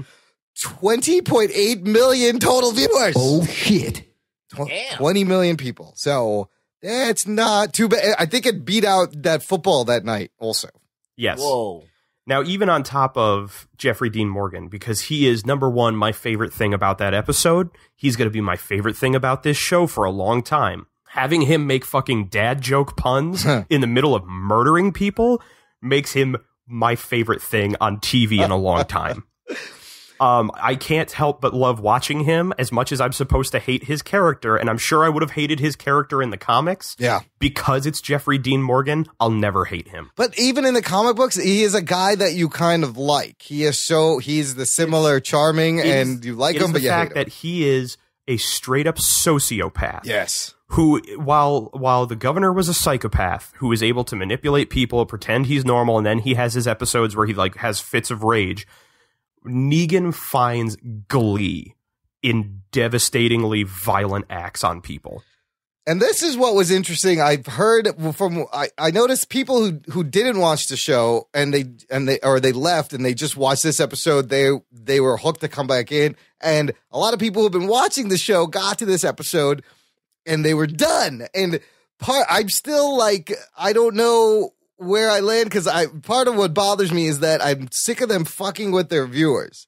They're toying with the viewers. And it's in a cheap way for cheap thrills. The show is built to troll you at this point. But why? It wasn't like that when Frank Darabont was fucking running the thing. No, he actually it wasn't, wrote good stories. I honestly feel what it is that now that they have hit season 7, before it even aired, they were renewed for season 8. Gimple feels like I can do whatever the fuck I want, and you're still going to watch. And he's kind of right. And Anthony also made the argument that if you binge watch this, it probably plays a lot better. Truth is, and you always get that chance, because every major holiday, just before Fear the Walking Dead starts, just before Walking Dead starts, they will marathon every goddamn season for 3 weeks. Yeah. You know, and it's AMC has built this to be their flagship show. They will pump all the money they need to into it. It's not going to get canceled until they see a drastic ratings drop, and they're not going to see it for a long time. I mean, they did what they needed to do. But do you think this is going to get resolved? Like this whole Negan thing going to get resolved No. this season? No, this is like a reset for the show. If his character is not dead yet in the comics, he's around for a while. Yeah. As far as I know, the biggest problem is that Negan and his crew will be antagonists for this season. Yeah. At least until they introduce the characters of the Whisperers. Yep. At which point, they will then no longer have to worry about Negan and his crew, and actually, if they follow the comics, wind up becoming allies with them to take on the Whisperers. Yes. So you will see Rick having to decide that the greatest villain he's ever faced now has to become his ally to take on people who dress up in Deadwalker skin. I want to talk about how he deals with this in the comic books, but I don't want to spoil anything because it's in the comics, and we're a bunch of comic book people. So, Why can't you talk about okay, this is what I want to say is that when Rick does get the chance for revenge, he decides that instead of killing Negan, he's going to start to rebuild society, and it's what he wants him to suffer. So he jails him in a prison to like be tried at a later date or whatever. So this is Rick's big comeback: is I'm going to make you sit and rot in this prison instead of killing you, because even killing Negan is not going to make both sides even. Like that's not enough. The only thing that I am waiting for is that they will follow, if they follow this storyline, is when things get bad with the Whisperers, they will have the classic Wild West moment where Rick is going to have to walk into the jailhouse with his tail between his legs and go, I need your help, Negan. Yep. And at which point, I could just picture Jeffrey Dean Morgan with that big-ass smile through the bars going, of course you do. Well, look what we have here. But I remember Morgan was building like a prison in the last season. Yes, the one that he was planning on keeping the wolf guy. I guess the wolf in, and everyone was like, "Oh, he's probably going to keep Carol in there." And I was like, "Well, if he does, I hope he gets killed." So I mean, I want to ask you guys what you thought about one thing, because I love Jeffrey Dean Morgan. I love the fact that he made Rick his bitch. This seemed like a new reset for the show. The violence, though, I gotta be honest, they may have crossed the line a little bit. Did it bother anybody else? No. Really? In a show called The Walking Dead, where they've gutted people, Imran. cut off limbs. I thought some of it was unnecessary, and sometimes off-screen violence is more meaningful. Truth is, the reason that they went so over the top with Glenn was because A, it's exactly what they did in the comics. Yes. And B, because they wanted his death to be so devastating that instead of just, look at Jeffrey Dean Morgan being backlit while he beats up a dummy, they wanted that moment of him completely battered, trying to speak through having his brain caved in. Jesus Christ. And that was the point. It's meant to be so upsetting that you will never forget how upsetting that moment was. And that's probably the reason why I didn't kind of give a shit. I mean, I love the character. I love Steven Yeun as an actor. And I will say the acting in this episode is the best that I've seen in a long time on the show. Mm-hmm. when Rick completely breaks the fuck down when Negan is telling him to cut off Carl's arm. Yes. And he's snot flying out of his nose. That's and he's great. crying Yeah. like a 2-year-old. Yeah. Like, that is probably some of the best fucking acting I've seen in a long time.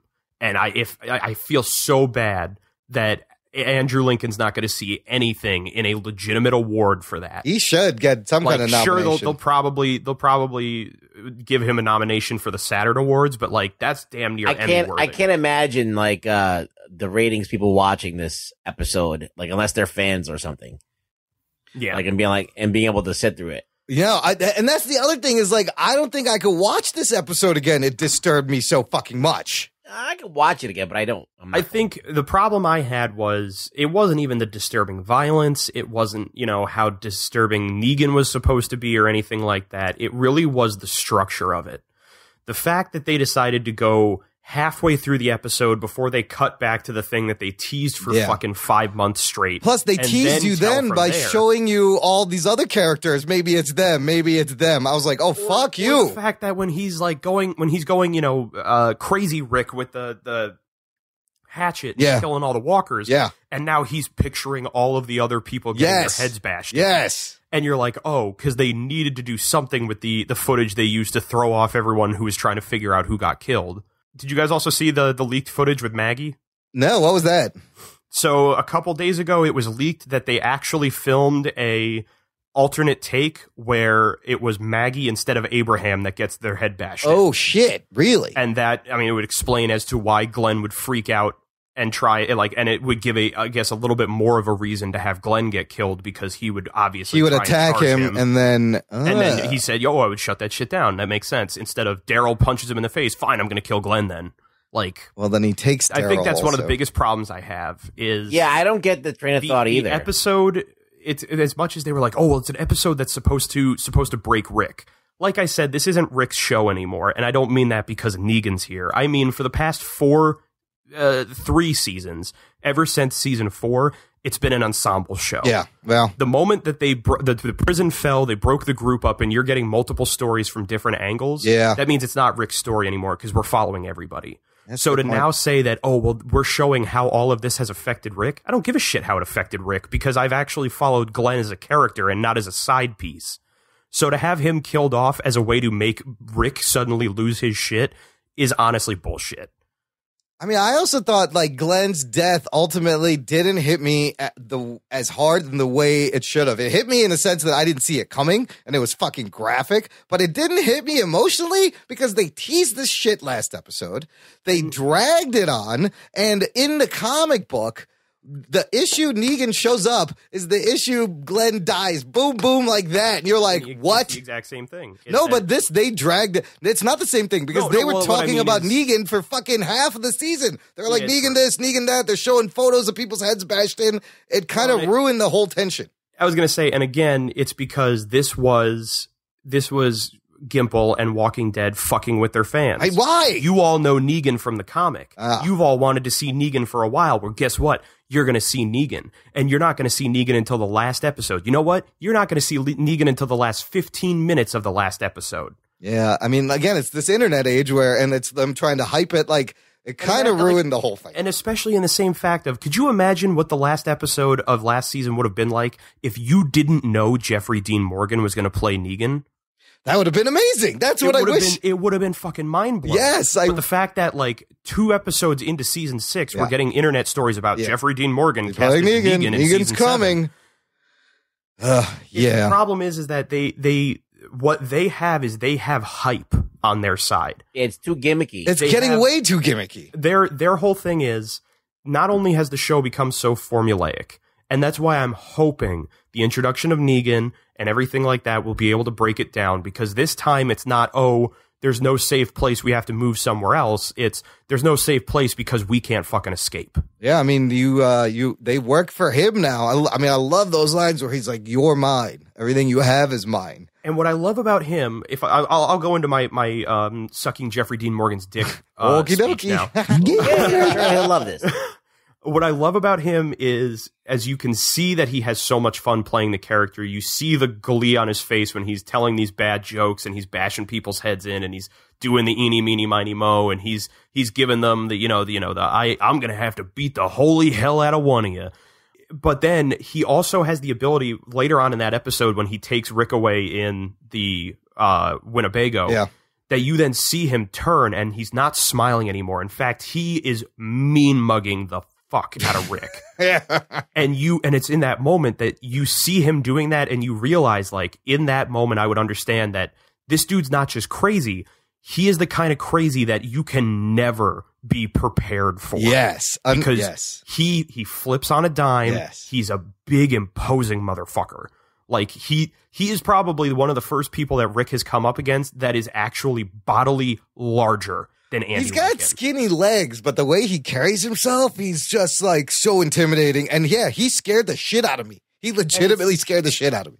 But it's also, even on top of that, like, for so long, everything that we've seen,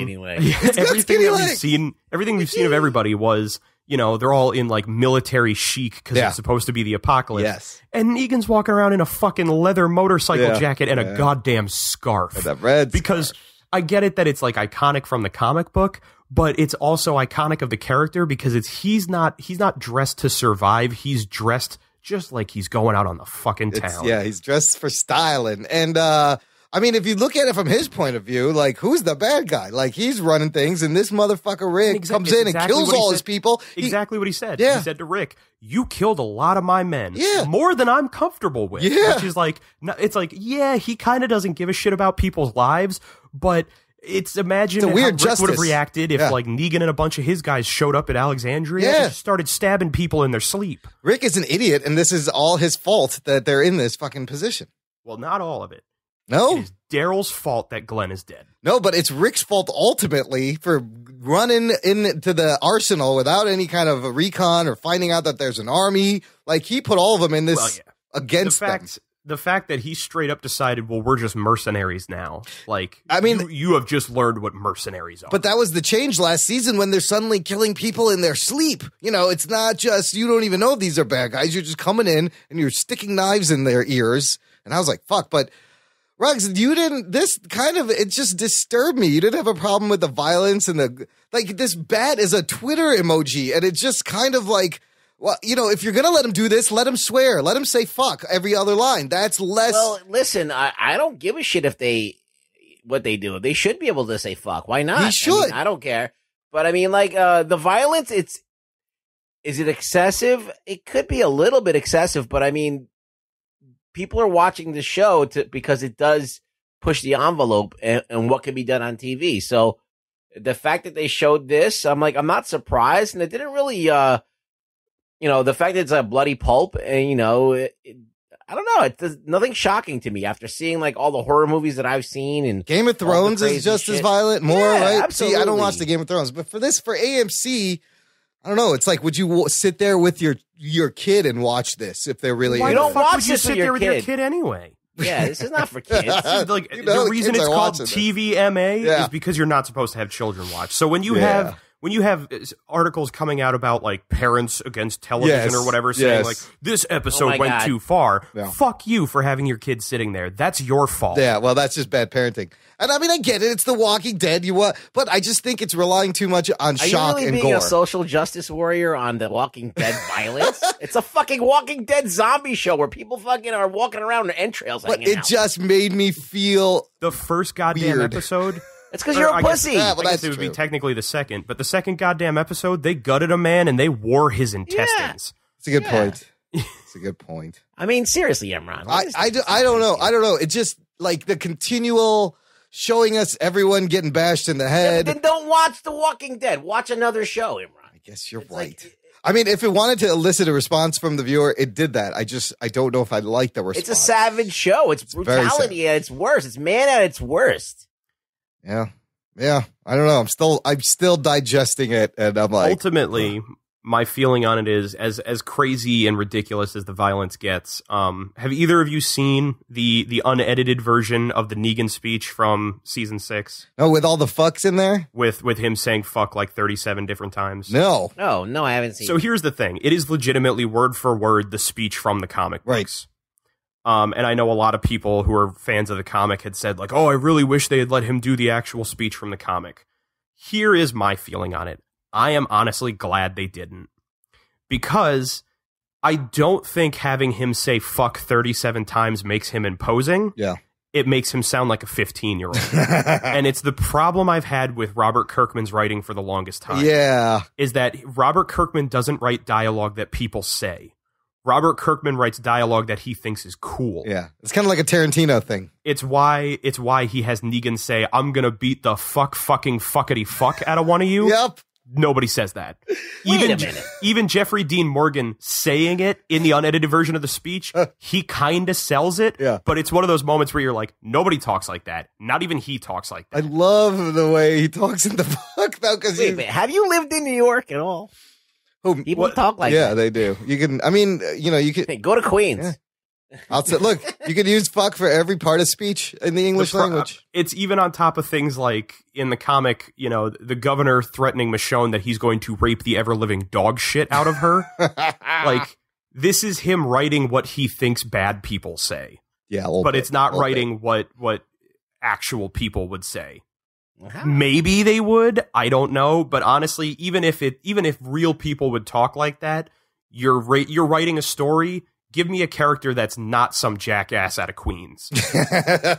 Do you guys want to know at all his backstory, or is it better to like not know where? All he I know came is the little bit that I know is that he may be a sociopath. He goes around killing people, beating their heads in and everything, but he holds to a code. Yes.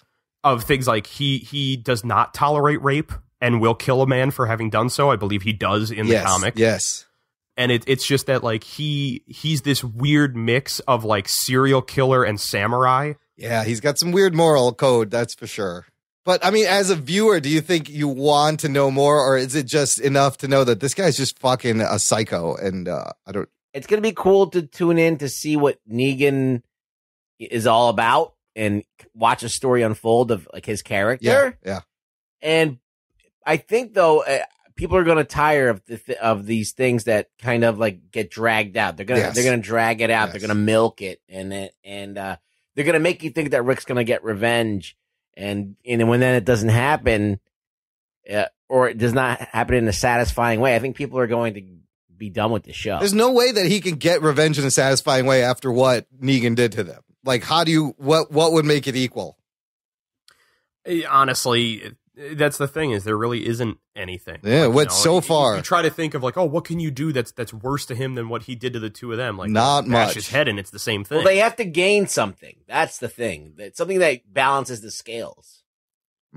Yeah, it may not be like it may not be a death or an eye for an eye, but it should be the balancing of the scales of something. Power, maybe like a power changer. He gets put in charge of the group or something.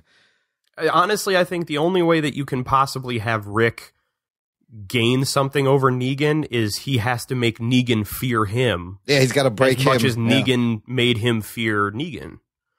And that works. But it's one of those things of Negan's crazy enough that he won't. He'll die before he's afraid of Rick. Yep.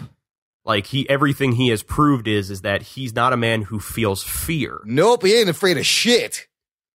And that's clear. Yeah. That's the problem, is that when you have someone who is so drastically unbalanced taking on someone who was like a normal dude that's been pushed beyond his limit several times. Yeah. There is no crazy Rick can be that will top Negan.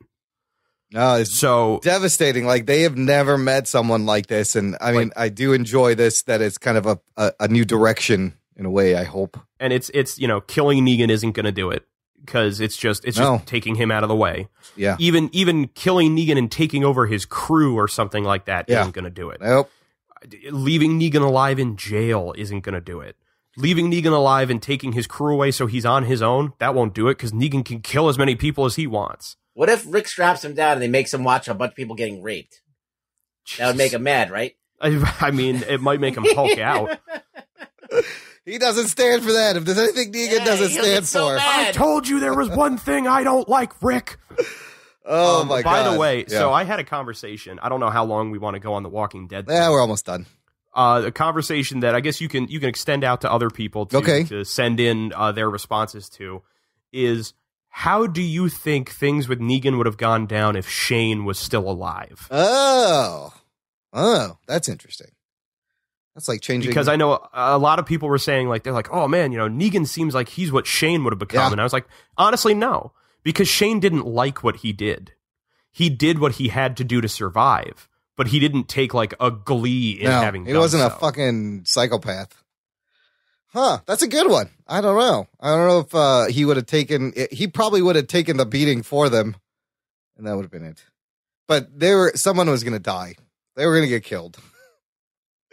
Squishy. I think in the end, the decision I came to was, if Shane was still alive, and I mean like Shane instead of Rick, Shane killed Rick like he planned. Sorry, I should have said that. I mean, even if Rick was still alive or whatever, if Shane was still there, they never would have been in that situation. For the reason that when they first came across the governor, Shane would not have put up with that shit. He would have killed him. He wouldn't have played the "we can all live together" thing. The moment he had the sit down meeting with the governor, he would have put a bullet in his other eye. Yep. And would have said, "And now Woodsbury's mine." Yeah, and even in the books, Rick is constantly trying to look, we could rebuild civilization. We don't have to be savages. When everyone around him is like, look, this is a different world, but he's trying to maintain humanity. Which is why he jails him, I guess, instead of killing him. It's ultimately, it always boils down to Rick's trying to prove to Carl that humans can still be good. That there's a future. Meanwhile, Carl's a fucking psychopath. Carl's a hardened killer at this point, where he's like, just do it. Just fucking cut it off. I honestly think my favorite interaction from the 2 episodes Jeffrey Dean Morgan has been in is the one where he's leaning down in front of Carl, and he just goes, Jesus Christ, kid, at least cry or something. Yeah, he's so like... desensitized. Like he is put off by Carl. I mean, I think he and the audience are so desensitized now to this violence. Like, that's what I just kept thinking watching the violence. I was like, and that's the thing is, if you notice, like, Carl still is the only one that doesn't cry. Yeah. Even when both Glenn and Abraham have their fucking heads bashed in. Yeah. He is still just like, huh. Yeah. Because he was born to this shit. That's true. He's a lot taller now. Notice that. A lot more hair. He's a lot. I think his voice is a little deeper. I don't even think he can remember a time he's been, where he wasn't running away from shit or killing people. Well, we're going to get to meet the Kingdom and Ezekiel and his tiger and find out what Morgan and Carol have been up to in the next episode. So we'll see how this shakes out. But crazy, I guess they achieved what they wanted to do. It left a little bit of a bad taste in my mouth. It's because I'm a pussy, the violence. I'm not giving up on the show yet. I've said so many times in season 6, like, oh, I'm so fucking done with the show, but I'm still watching. Yeah. I'm the sucker that Gimple is pulling in, even though I keep saying that I can see his bullshit. Yeah, that's what makes me mad. I'm ultimately the fucking hypocrite in the situation of being like, oh, they're ruining this show. I'll watch it. Yeah, he's got us. Rugs? No, I've got their number. I know what the fuck they're gonna do. It's just like I'm just watching to see basically just Negan and see how they deal with his character. That's ultimately, the only reason I'm tuning in. Ultimately, I hope that they really don't follow the comics closely. Yeah, because if they do, you're at a point now where it's getting closer and closer to the most recent things in the comic, and at that point, there's no fun to it because you already know everything that happens. I was surprised that they did issue 100 with a slight variation, but they fucking did the issue 100. Yeah, but it's like, if they decide that they're going to go with the all-out war storyline and they're going to have Maggie taking over Hilltop and all that crap, like, it's not going to be fun. I'll like watching Jeffrey Maggie Morgan, is so but badass. It's going to be interesting. Yeah, I mean, if the next episode he's not in it at all, are you going to be disappointed, Ruggs? You'll be like, fuck this. Where's Negan? Yeah, we got to shift to Negan. He can't just disappear. Well, I mean, the story's going to shift to like Morgan and Carol and the Kingdom. They're just not going to show him. They're going to probably skip him for an episode and come back and show him the next episode kind of thing. Well, that needs to be expanded upon too. What's going on with Carol? Yes, so the others. We need to see that too. So, I mean, it's okay. I am honestly just waiting for my Rick and Negan day in the life of episode because I feel like it's got to happen where Negan's going to show up. He's going to knock on the door. He's going to say to Rick, I need you to come with me because we got to do something. And Rick's like, okay. Yeah. And Negan's like, don't forget, you belong to me. And it's just like, just an entire day of Negan going around just like being fucking crazy, making him do stupid this shit, guy, doing whatever that is. It's just like, and every time like they cut to Rick and he's just got this look on his face like, what the fuck? I love that. They have to do that. I would watch that. That's great.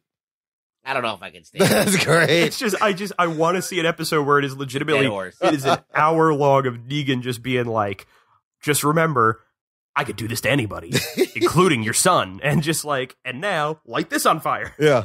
I'll blow this thing up. Okay. You're my bitch. All right. Well, with the fucking, we'll be watching. Let's move on to some, television we watched during the week. Delhauer, Ruggs and I, we end up watching everything. Ruggs, would you watch most of the shows this week? I did everything except for get through Flash. Okay. And Delhauer, what are you caught up to?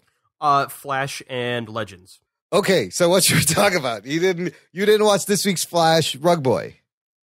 I watched Flash until like midpoint in the NFL stuff. I got up to the part where like they were kissing, and then the dad was like grossed out, and then she makes Barry go and talk to him about the stuff. Wait, that was last week's episode.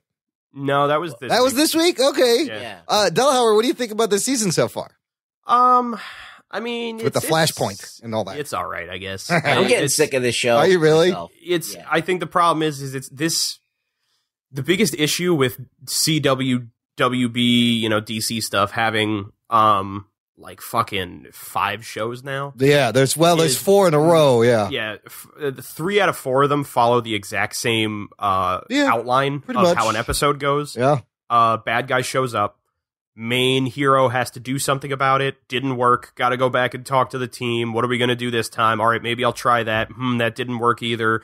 Third time's the charm, and then teamwork helps. Bad guy. Yeah. Meanwhile, we also have our B and C stories. B story is usually some sort of a love story, and the C story is something to do with the team doing their own shit on the side. Damn, you fucking nailed that formula. That is every show on the CW. Well done. You just described every episode of every show. So to fit that formula was this week Barry has to fight the Mirror Master and Top. And the Top.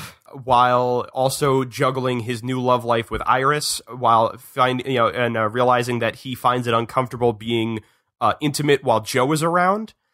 And on the other side, the team is trying to find themselves yet another Harrison Wells. I love that. I love they went recruit to their team. They went shopping. I thought that was really like awkward. They went shopping for a Harrison Wells.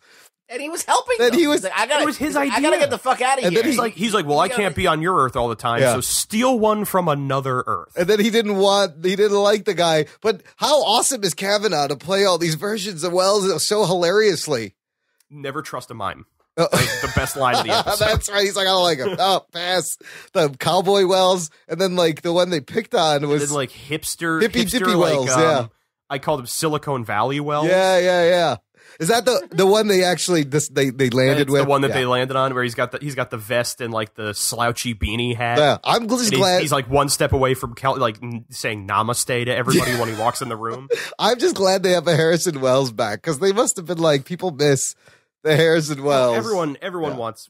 Should have given him sideburns. Oh, sideburn Wells. Sideburns and a soul patch would have been. That's all. A little peace necklace. And then you see like Caitlin using her powers more, which I thought was pretty interesting. There's gonna be just a lot of metas. I kind of like that they have like a Mirror Master. Like, I love the new rogues. Mirror Master was definitely pretty cool. Definitely interesting. Top was pointless. Yeah, she was just like they don't even touch on how Jessie overcomes the vertigo. It's like the first time she does it, she gets hit with the vertigo and like falls off a damn building, and Barry goes and saves her. Right. The second time she gets hit with the vertigo, just runs in a circle, runs around the room, and then punches Top. She in the like face she counter vertigos herself or something. I guess it's like, I feel like I'm spinning clockwise, so I'll run counterclockwise. It's like, you're not actually spinning. This is all being done to you like through manipulation. They should have just left this episode topless. Oh, there you go. Geek movies. Had to be done. Yeah, and the fun, again, I'm kind of getting annoyed with the Barry Iris thing. Like, it never worked in the last season, and like every time you're like, I don't care, just move on to the next thing. Well, especially because it's like in the first season, Iris was a character. She had her own things that she was doing, like she was dating Eddie, fine, whatever. Right. But first she's doing the Flash blog, then she's writing for the paper, and she has her own storyline. Now, legitimately, the only reason she's there is to be in a relationship with Barry. I just can't believe that this is a fucking real problem. Like, what is the issue? Can't make out? Yeah. Like, what the fuck is this? This is such. What is this? And it's like, and especially because it's all to lead up to this awkward moment where he gets trapped inside a mirror that they apparently like cut out and bring back to fucking Star Labs. Yeah, they couldn't. They pulled the whole thing out. I was gonna say, wasn't it like the fucking reflective window of a building? Yeah, it was part of like a building. I was like, they had to pull this whole thing out. I really wanted to know what it's like in the mirror world. That's all I wanted to know, and they didn't fucking show us. I also thought it was so weird in the fact that him being trapped in the mirror. Like, technically, doesn't that just make him, like, two-dimensional because he's just stuck inside the mirror? Yet they had all these different angle shots of him talking to people. Well, he can turn in there. Well, you read it in the comic books, and that's why I was like, what does this actually look like when you're in this mirror realm? But they didn't show us. But you talk backwards. I mean, yeah, and so outside of that, like they have it so that he's stuck there, so he can't run away from Iris, and now they can talk about their relationship problems, and it's like, yeah, which is not really a real problem. No, and all it is she says like, I'm fine with our relationship. Dad's fine with our relationship. So what's your problem? He's like, I don't know. I guess I just find it weird, and it's like. Oh, yeah? Because you've been chasing her for 2 seasons. But if he thinks it's weird because Joe is kind of like his dad, then it should be even weird kissing Iris, who's like your fucking sister, if Joe's like your dad. Oh, no, that's fine because he's getting some. Oh, I guess. Like, I can understand it's the idea that, like, Joe raised him, that's his daughter, you work with him every day, blah, blah, blah, blah, blah. But at the same time, like you said, you lived with this girl as like your adopted sister all your life, but you're perfectly fine with like putting your tongue in her mouth immediately. But if Joe knows about it, that's wrong. That's silly. Yeah, they should just get a hotel room. Fuck it. Yeah, well, and then that's their solution. Is the end of the episode? His solution is I'll move out of the house. house. That's right. He's gonna get his own place or whatever. Yeah. So he already had an apartment, then decided to get rid of it and move in with Joe because Iris moved in with Eddie. He's lived in the house for like 3 years, which I'm pretty sure Iris moved back in after Eddie died. Yeah. And now he's like, well, maybe I should get my own place. It's like, oh, really? I loved when Wells brought up the name Mirror Master, and then Cisco's like, what, the top? You want to go? Let's go. Like, he was mad that he beat him to a name. I just love the fact that he says the Mirror Master, and he turns around, he's just like, what the hell, man? He took my thing. But good stuff. So, yeah. Ultimately, it had some fun moments, but I think the relationship story was stupid. Yeah. The shopping for Wells was fun. Mirror Master was interesting. Top was pointless. And it really hurt to see them bring back Snart and then not have Snart anymore. Yeah, it was a flashback. It's like, oh, it's a flashback. And then we have a hologram of him. Fuck you, bring him back already. Yeah, you fucked everything else up in the world, Barry. You can't give me Snart. Well, look, on Legends, you can bring anyone back, but I think he's busy filming Prison Break. But then Mick is also on Prison Break. I was going to say, fine. And yet Dominic Purcell is on every episode of fucking Legends. Yeah. Speaking of Legends, let's go to that one. You saw that one, right, Ruggs? Yeah, I saw Legends of Tomorrow. Legends of Tamari. We got to see Nick Zano steal up. That was kind of fun. That was kind of fun. Kind of terrible. And bad CGI as Citizen. My God. Citizen Steel. It wasn't the level of the T-1000 from Terminator 2. They should just not do that if they're going to do it that bad. They should just not do it. But at the same time, I mean, having seen the effects in the previous episode of the hulked out Nazi. Oh, that was so bad. Oh, my God. That was horrible. We knew what level we were on here, boys. That one, though, was really, I was like, what? I was laughing out loud, like, what is this? The editing in that episode hurt me, too. Like, you just randomly have, like, they show the shot of the CGI plane dropping bombs. Yes, that was out of place. There's just billowing smoke, and the two guys just laying on the ground. You're like, oh, so we couldn't actually afford to show them blowing up. But none of that made sense. If that bomb hit there and he's okay, like, but the other guy is in a coma, but you were, like, literally next to each other. And my God. And then while they're being chased by the Nazi guy, like, where the fuck is everybody else? Like, here's the thing that I have come to learn about Legends, and it honestly makes me enjoy the show more. They have done their best to move away from the formula of CW, which I appreciate, and in doing so, they've embraced the fact that they are the campiest fucking thing alive. Yeah, it's Doctor Who cares, and they're having fun, and like like in this episode, they changed this Empire Japan, and as soon as it was over, I was like, oh, what, is Japan going to be a fucking world power now? You just fucked everything up, you assholes. What are you doing? But what do they care? They've got a time machine. Yeah, they can go back and fix it. This is why I love the show, is because they've written such loose rules that they can fuck around wherever they want to. Absolutely. And it's why I love it, because, I mean, I know you guys don't really care that Rip Hunter's gone. I loved Rip Hunter. I didn't like him. I loved him because of the fact that his whole entire existence was just, fuck you, I do what I want. And it was, like, and the other side was when, in the first episode at the end, when they're like, oh, we all got scattered through time, I wonder where Rip is. He's in the Wild West. Yeah. He's obviously in the Wild West. Yeah. We've established that he has an obsession with the Wild West. Yeah. Oh, that's a good point. That's probably it. That's where he's going to be. But anyway, it's like, I loved it because, A, I like Arthur Darvill. I liked him on Doctor Who. B, I love his look. Like, the swashbuckling cowboy through time thing, I think is a great outfit to have, along with his laser shooting pistol. Yeah. And that's how you describe this show. Yeah. A time-traveling cowboy with a laser shooting pistol is the greatest way to describe Legends of Tomorrow. Because it's, none of this matters. It's all for fun, so strap the fuck in. I love how they're so horrible and they get called out for just being really bad at their jobs, because they really are. But to move on to the actual episode, to have them in feudal Japan is a really cool idea. The way that they got there, sure, fine, whatever. You know, they were screwing around, firing laser bolts at steel, and then they blew up the door. So they're so stupid. They're like the worst people. The thing at the same time, though, is what I felt was, if I randomly woke up after, like, being in a terrible accident, and I now have superpowers where I can be made of metal. Yeah. I'm going to be exactly like him. Yeah. I'm going to be super excited about it. I'm going to do something stupid. And then when it really counts and I need my powers, it's not going to work. A little performance anxiety. But outside of that, like, you know, I liked the idea of having it set in feudal Japan. You know, I thought the villain of the Shogun was interesting enough. I love the idea that we've doubled back on the fact that Ray has said previously that he made his suit idiot-proof so anybody could use it. Yeah. So now an emperor of feudal Japan is using his suit to conquer people. Oh my God! Like, that's Mick Rory had the greatest line. He's like, "I made it so an idiot can use it," and he goes, "And one does." And one does. Yeah. I think, honestly, like always, Mick Rory is he's so great, dude. The whole ninjas thing. He's like, I knew they were real. Even on top of the ninjas thing, you know, the wake me up when the action starts. It's just the opening of, if this is because I used all the mayonnaise, I think you're really overreacting.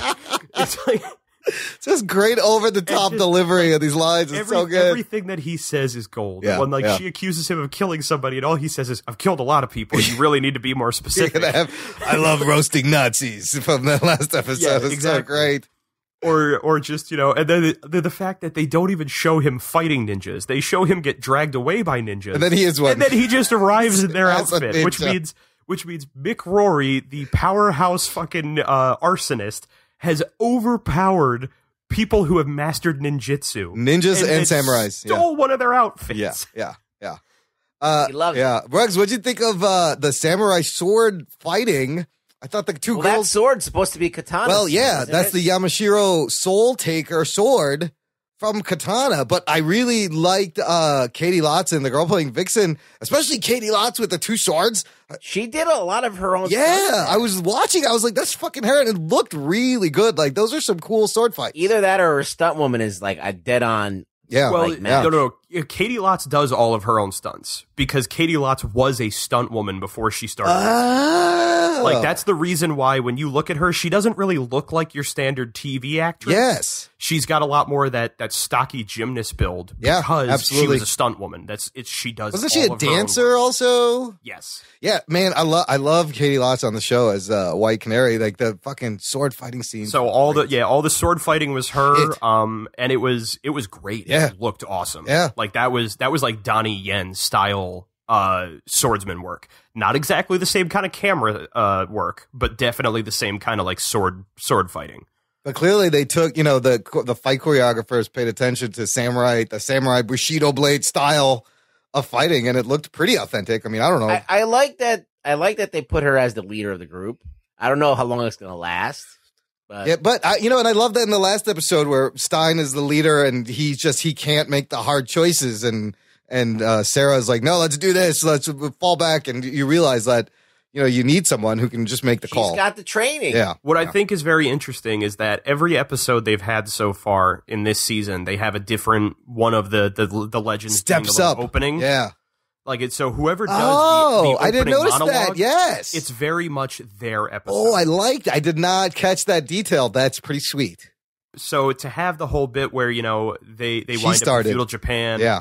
Ray Palmer did it in this one. Oh, it was Ray. Okay. So it was Ray did it. Yeah. They wind up in feudal Japan. His suit gets stolen, and now he has to fight this battle of understanding that the only thing that truly makes him a hero has to be destroyed. And and then they've got that moment where he's talking to the father, and it's the whole thing of, it's not the armor, it's the man inside of it that really, makes it what it is. Yeah. And they had I think, for this kind of a show, they had some really great dialogue, especially when he's talking to the Shogun. And, the Shogun says, that sword is only as powerful as the man who wields it. And then he knocks the guy on his ass. He says, and that armor's only as strong as the man inside of it. And the armor is now destroyed. Do you think that they're going to make a push to make Ray Palmer like the actual Adam and without the armor? I guarantee you what they're probably going to do, he's probably going to go fucking around with the Nazi serum that they stole. Yes, that he used. And he'll wind up giving himself Adam like powers. He made steel, and he might. That's probably it. That's pretty good. And so he won't need the suit. I guarantee you, people were probably complaining, because I know I've seen a lot of people saying it as well. They probably were complaining about the Iron Man suit that was the Atom. Yeah, and it shouldn't be. It should just be him. It's a great suit. It looked great. But it's just way more convenient when he can just shrink down whenever he wants. And also, because how many plot points did they have that involved, Palmer's suit getting falling into the wrong hands in time? Yeah. Yeah, interesting. Okay, let's talk about the weirdest, biggest reveal, being that secret hatch they discover. How did they get into it? They never showed that they were like, oh, it's got a keypad, and then the sequencing lock. A sequencing we'll just lock. Have to try every number. They must have tried every combination. 11111. Oh, look, that did it. Password. It was 1234, probably.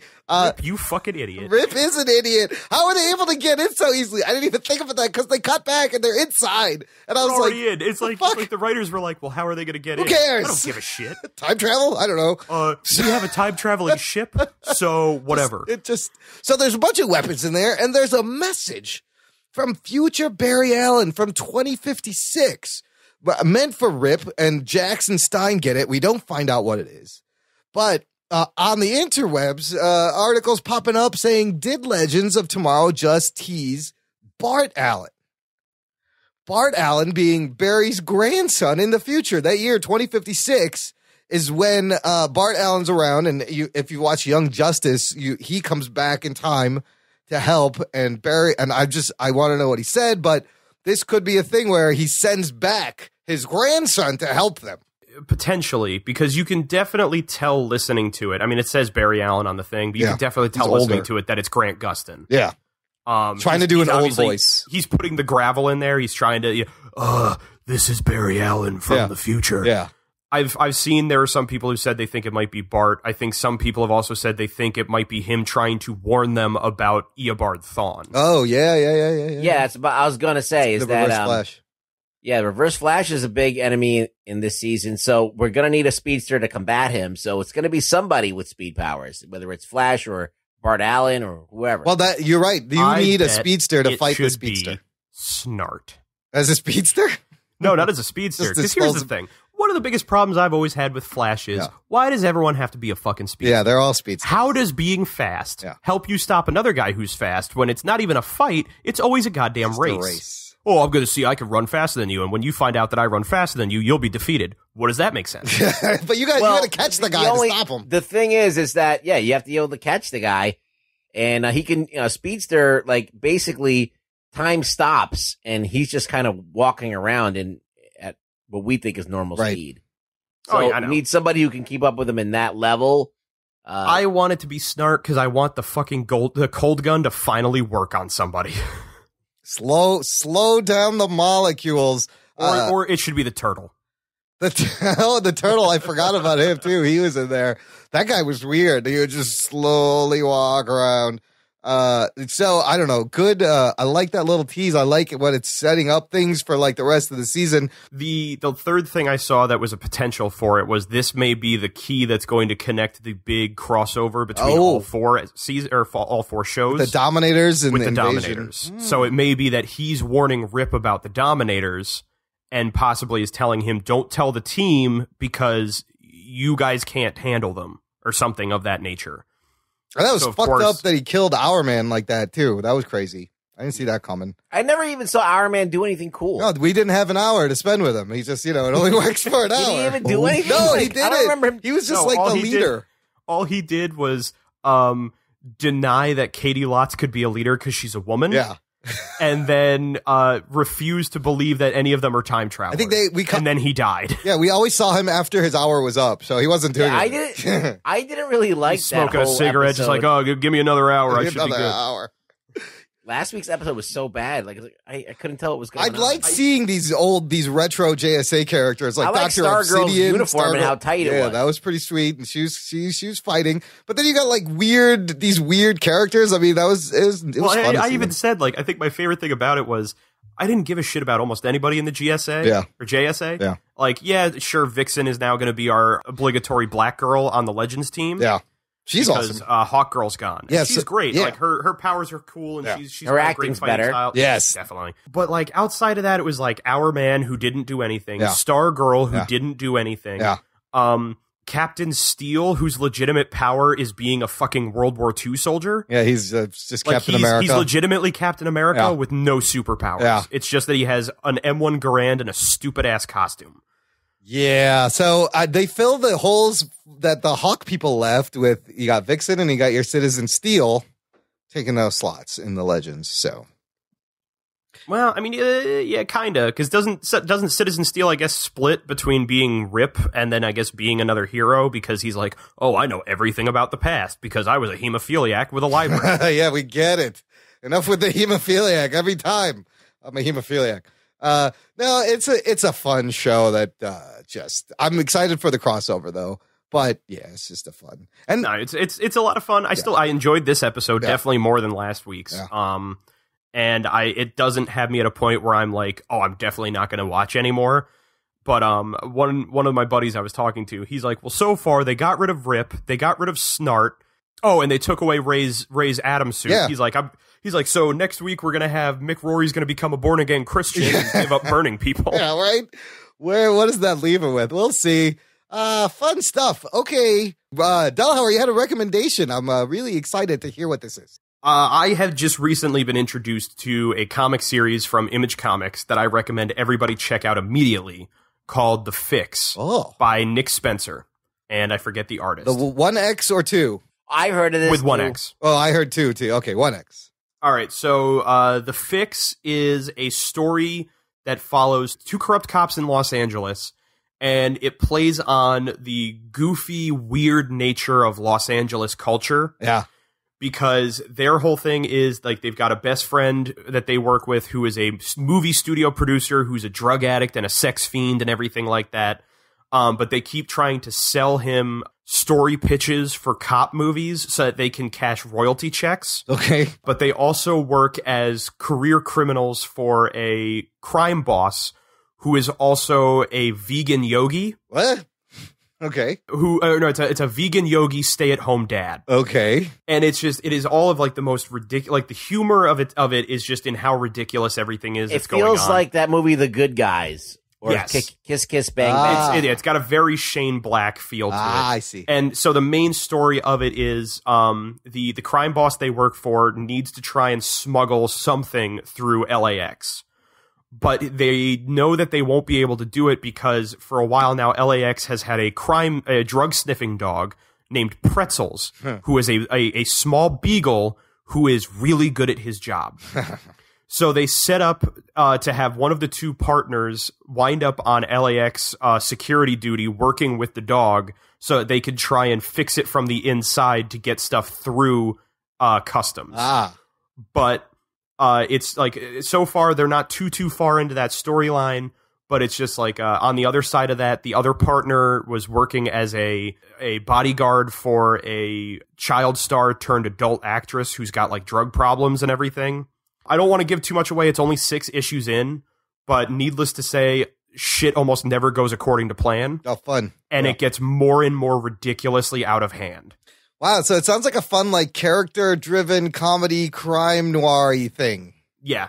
I'll put it that the best thing is in the first issue or two, they rob an old man at an old folks home because the nurse that one of them was sleeping with said that he had a lot of money stashed away in his room. In attempting to do that, the guy almost blows their heads off with a shotgun. And when they break in, they're wearing ski masks, but the one partner's wearing like a very bright floral shirt. So they escape from this and they get away, at which point it's then revealed that they're also police officers. And they then respond to a call to go investigate the robbery at the old folks' home. And they're interviewing the old guy that they just robbed. Oh, shit. And the one partner's like, so with these partners, the second guy, what would you say how tall would you say he was? Like, say my partner's height? And he goes, yeah, probably about that tall. He's like, what about his build? Kind of like my partner's build. And he's like, yeah, I think so. The partner's just like, what the fuck are you doing? And he's like, and shirts they were wearing. Was there anything really standing out, like a specific pattern? And the guy's like, okay, I think that's enough questions. And they leave the room, and he goes, what the fuck were you doing in there? He goes, teaching you that wearing a floral pattern shirt during a robbery that you then wear 20 minutes later back at the robbery scene is stupid. Oh, that's great. That sounds great. It sounds kind of like Stray Bullets, too, like David Lapham type crime drama. Absolutely. That's cool. Yeah. All right. The Fix by Image, right? Image Comics. It's from Image Comics, yeah. Very good. I'm going to keep an eye out for that. Okay, look, I got a couple of things. We're going to wrap it up here. I want to share an email we got recently. This email is pretty hilarious. It's from listener and fan club member Brett Zdavka. I don't know how to say his name. The subject... You don't know how to say many names. I don't know how to say anybody's names. I don't pronounce anything right, if you've noticed. I pronounce it my own way. Anyways, he titles this email, Why the Cubs Will Ultimately Lose the World Series. Oh shit, Anthony, where's Anthony? Don't Anthony, stop listening. Anthony, you might want to turn this off. Greetings, jock and nerdlings. Lately, your jock has been waxing eloquent regarding his beloved Cubs and their chance at fulfilling their quest to achieve World Series glory. As a Clevelander myself and a lifelong Indians fan, I felt compelled to write you and break the news that unfortunately the curse of the Billy Goat must continue on another year. How can I know this? I don't believe this. This man is biased. How can I know? There's no objectivity in this statement. Already null and void. How can I know this, you ask? Though I cannot see the future, I am able to behold mascot quality. And the Cleveland Indians have a felty on their side in their aim for championship victory. Geeky. Jock and Nerd. This is true. Yes, you should know. You might know him. Might be a relation. Jock and Nerd. He's pink. Yeah, he's pink with a. I'll put a picture in the show notes that he sent. Jock and Nerd. You of all people should know that when you have a felty on your side, success is almost entirely inevitable. Even if in your case he has a failing slack hole, and in our case, Slider, our mascot, has a. Oh, that's his name. Slider. He has a pimpled purple puppet presence. Sir Anthony, your jockness, I just thought you should know this. regretfully and puppetfully yours, Brett from Cleveland. P.S. Don't believe me? Ask your own Felty about it. Who cares? A jock said that. And he sends a picture of Slider, who's a big freaky pink thing. Well done. I thought that was hilarious. I don't know how Anthony's going to react. I would just like to say, puppetly yours, I find very offensive. Puppetfully, yeah. That's a racist term. That is disturbing, and I do not wish to hear that kind of smut on this podcast. Well, look at Thank you, Matt. the logo for the Cleveland Indians, maybe a little bit outdated. I mean, if the Washington Redskins were getting into trouble, how are the Cleveland Indians not getting into trouble? Oh, because I guess Indian's not nearly as upsetting as the term redskin. Yeah. Or the red character face. I don't know. Whatever. I'm glad that's not the mascot. No one watches baseball. Nobody cares. Except for right now, where the whole fucking city of Chicago. Everyone watches baseball because of the World Series. Yeah, they should change the Indian to like a Eastern Indian. Yeah. Or just a white guy. Just called it the Caucasians. Make it the Caucasians. Make it a white guy. We're the Cleveland Caucasians. Well done, Brett. Thanks for writing in. And finally, I got to mention a couple of shows to check out. Delhauer, I got to listen to Geek Chorus episode 34 today, where you and Mike reviewed Batman Return of the Cape Crusader. Oh, did you like that? So you saw it at the Fathom events, right? In the theater. No, it wasn't even the Fathom events. We saw it at New York Comic Con. Oh my God. It was the panel they did for it. They screened the movie in entirety, and then they had Adam West and the director and I think one of the producers. That's up there cool. on stage afterwards. I watched it. Yeah. I thought that Adam West was gonna keel over while he was doing. Does he sound old? Vocals. Does he sound old at all? I was gonna say the weird thing is he definitely, you can hear his age in his voice. You can absolutely hear that Julie Newmar is in her 70s or 80s now. Yeah. Burt Ward still sounds like a goddamn child. Yeah, he sounds great. Julie, I had a huge crush on Julie Newmar, man. She was the hottest Catwoman when I was growing up. Sure. See, mine was Lee Merriweather. Oh, you like the Lee Merriweather movie? Yeah. Oh, yeah. I like the Julie Newmar. Anyways, give us a quick review, even though you can listen to the review. Geek Chorus. I loved it. I thought it's definitely the best animated movie DC has put out this year. Well, you're going up against the fucking stupid Killing Joke. The Killing Joke and Justice League versus Teen Titans. I didn't even watch that one. Yeah, no one did. I saw it. What did you think, Rugboy? It was okay. All right.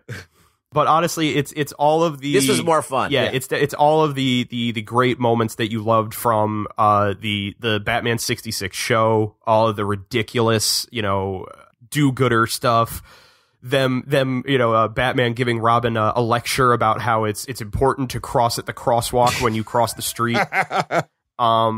But anyway, and then as it goes further in, they then start the plot allows them to start kind of making fun of and poking fun at the darker, more serious Batman stuff. Oh, they even outright call out what is it?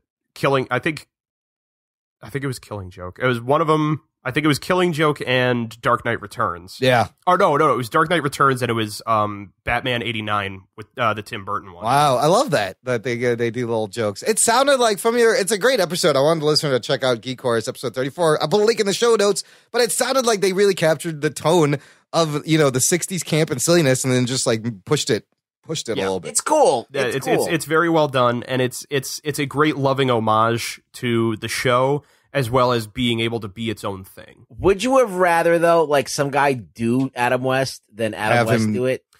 Honestly, no. Just have William Shatner do it.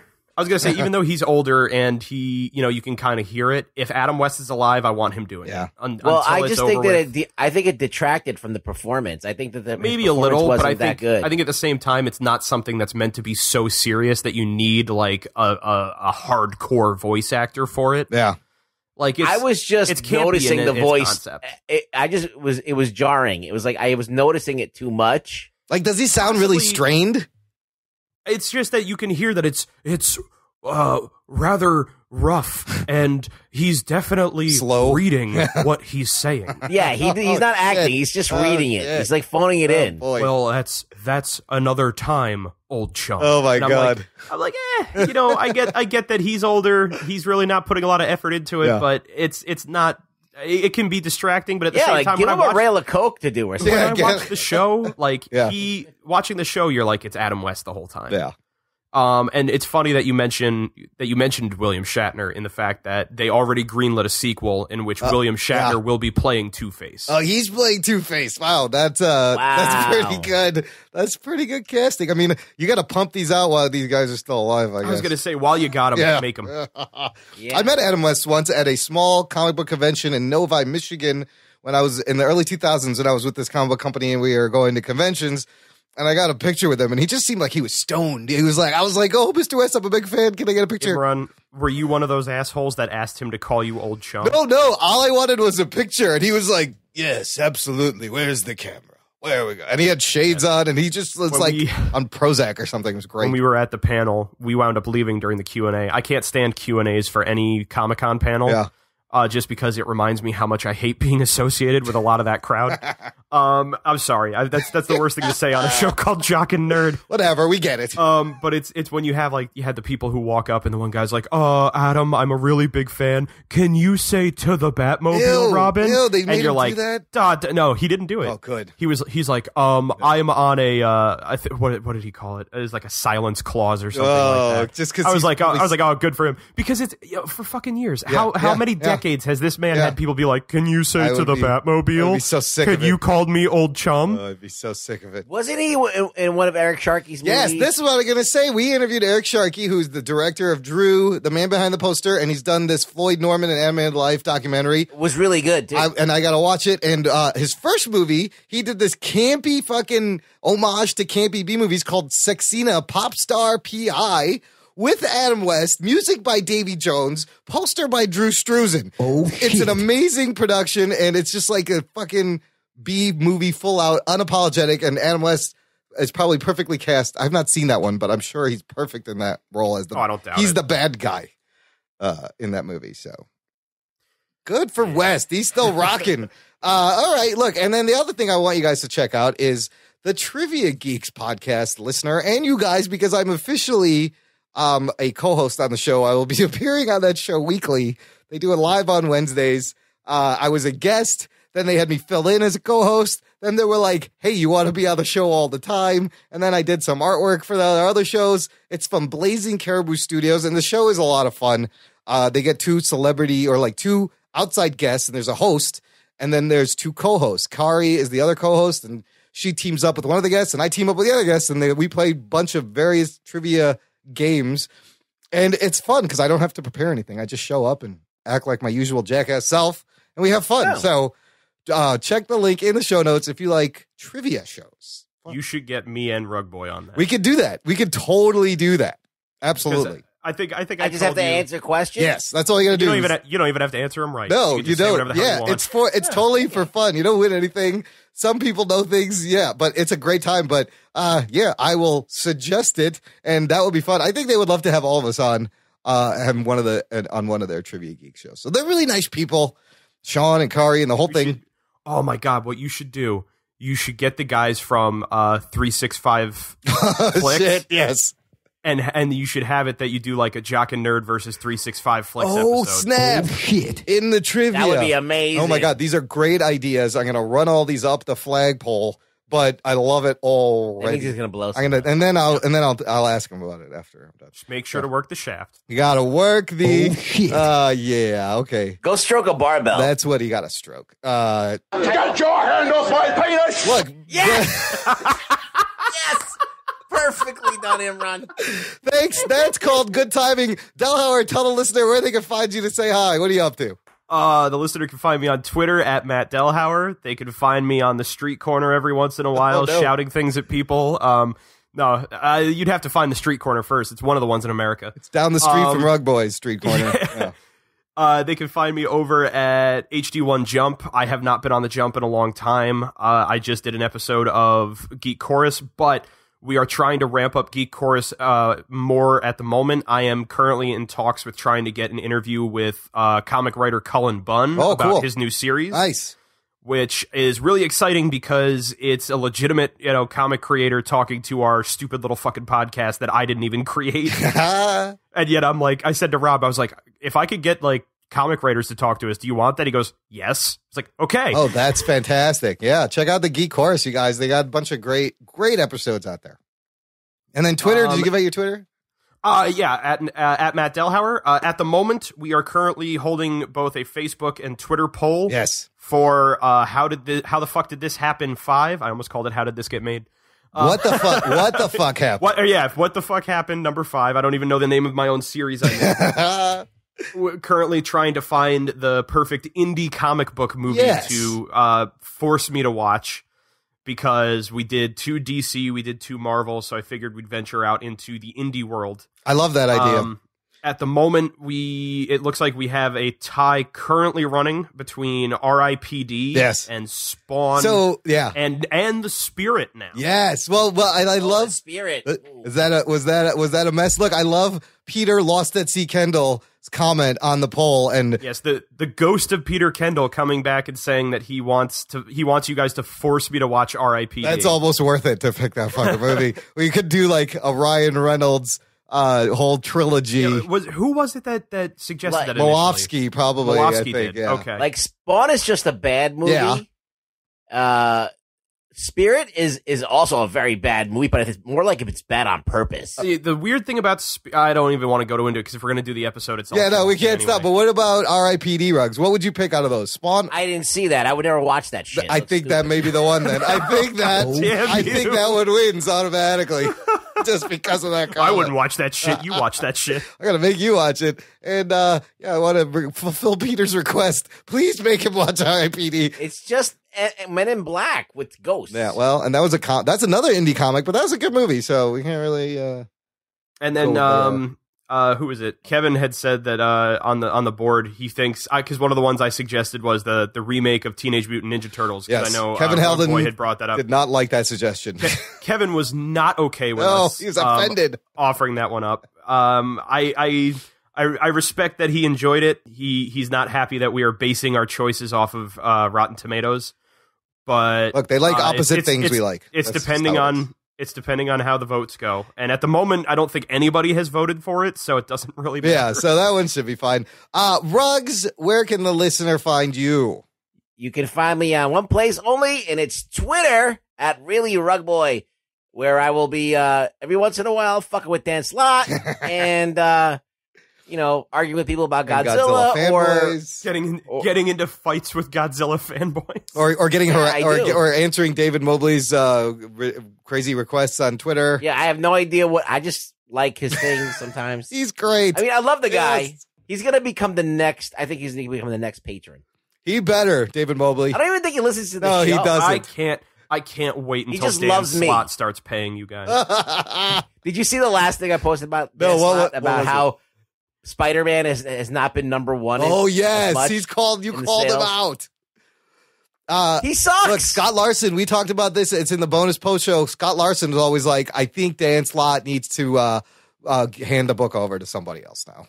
Like he's had it for long enough. Let's get somebody else on. So Peter Kendall's not going to like this. Whatever. Peter Kendall was very upset about what was it, Spectacular? Or no, Superior Spider-Man anyway, so it's weird. Like Pete has this weird love-hate relationship with Dan. Absolutely. Slott. It's hilarious. Which also, I love the fact that Rugboy constantly gets into fights about Dan Slott because every episode of Geek Chorus starts with Dan Slott saying it's the greatest podcast ever. You got him to record to say that. And that's why Ruggs loves the Geek Chorus. Look, that's it for the show, you guys. Listener, thanks for hanging out and listening to this nonsense. We appreciate every second. You finally made it to the end. We made it to the end. You've survived. We're alive. We're doing well. Go smoke that bowl. Go smoke that bowl. Now bury Glenn, and we'll all meet up in a couple days. That's right. To eulogize him. Also, funny enough, bury the Glenn, also a great way to say you're having sex with somebody. I'm going to bury the Glenn. I'm going to pop my eye out and bury the Glenn. Oh, shit. Look, just visit jockandnerd.com/review. It takes you to our iTunes page. Leave us a rating and review. And, of course, tell a friend. Spread the stupidity. Thanks for listening. We're out. This is the Jock and Nerd Podcast. We will catch you next time. Peace. Yahoo!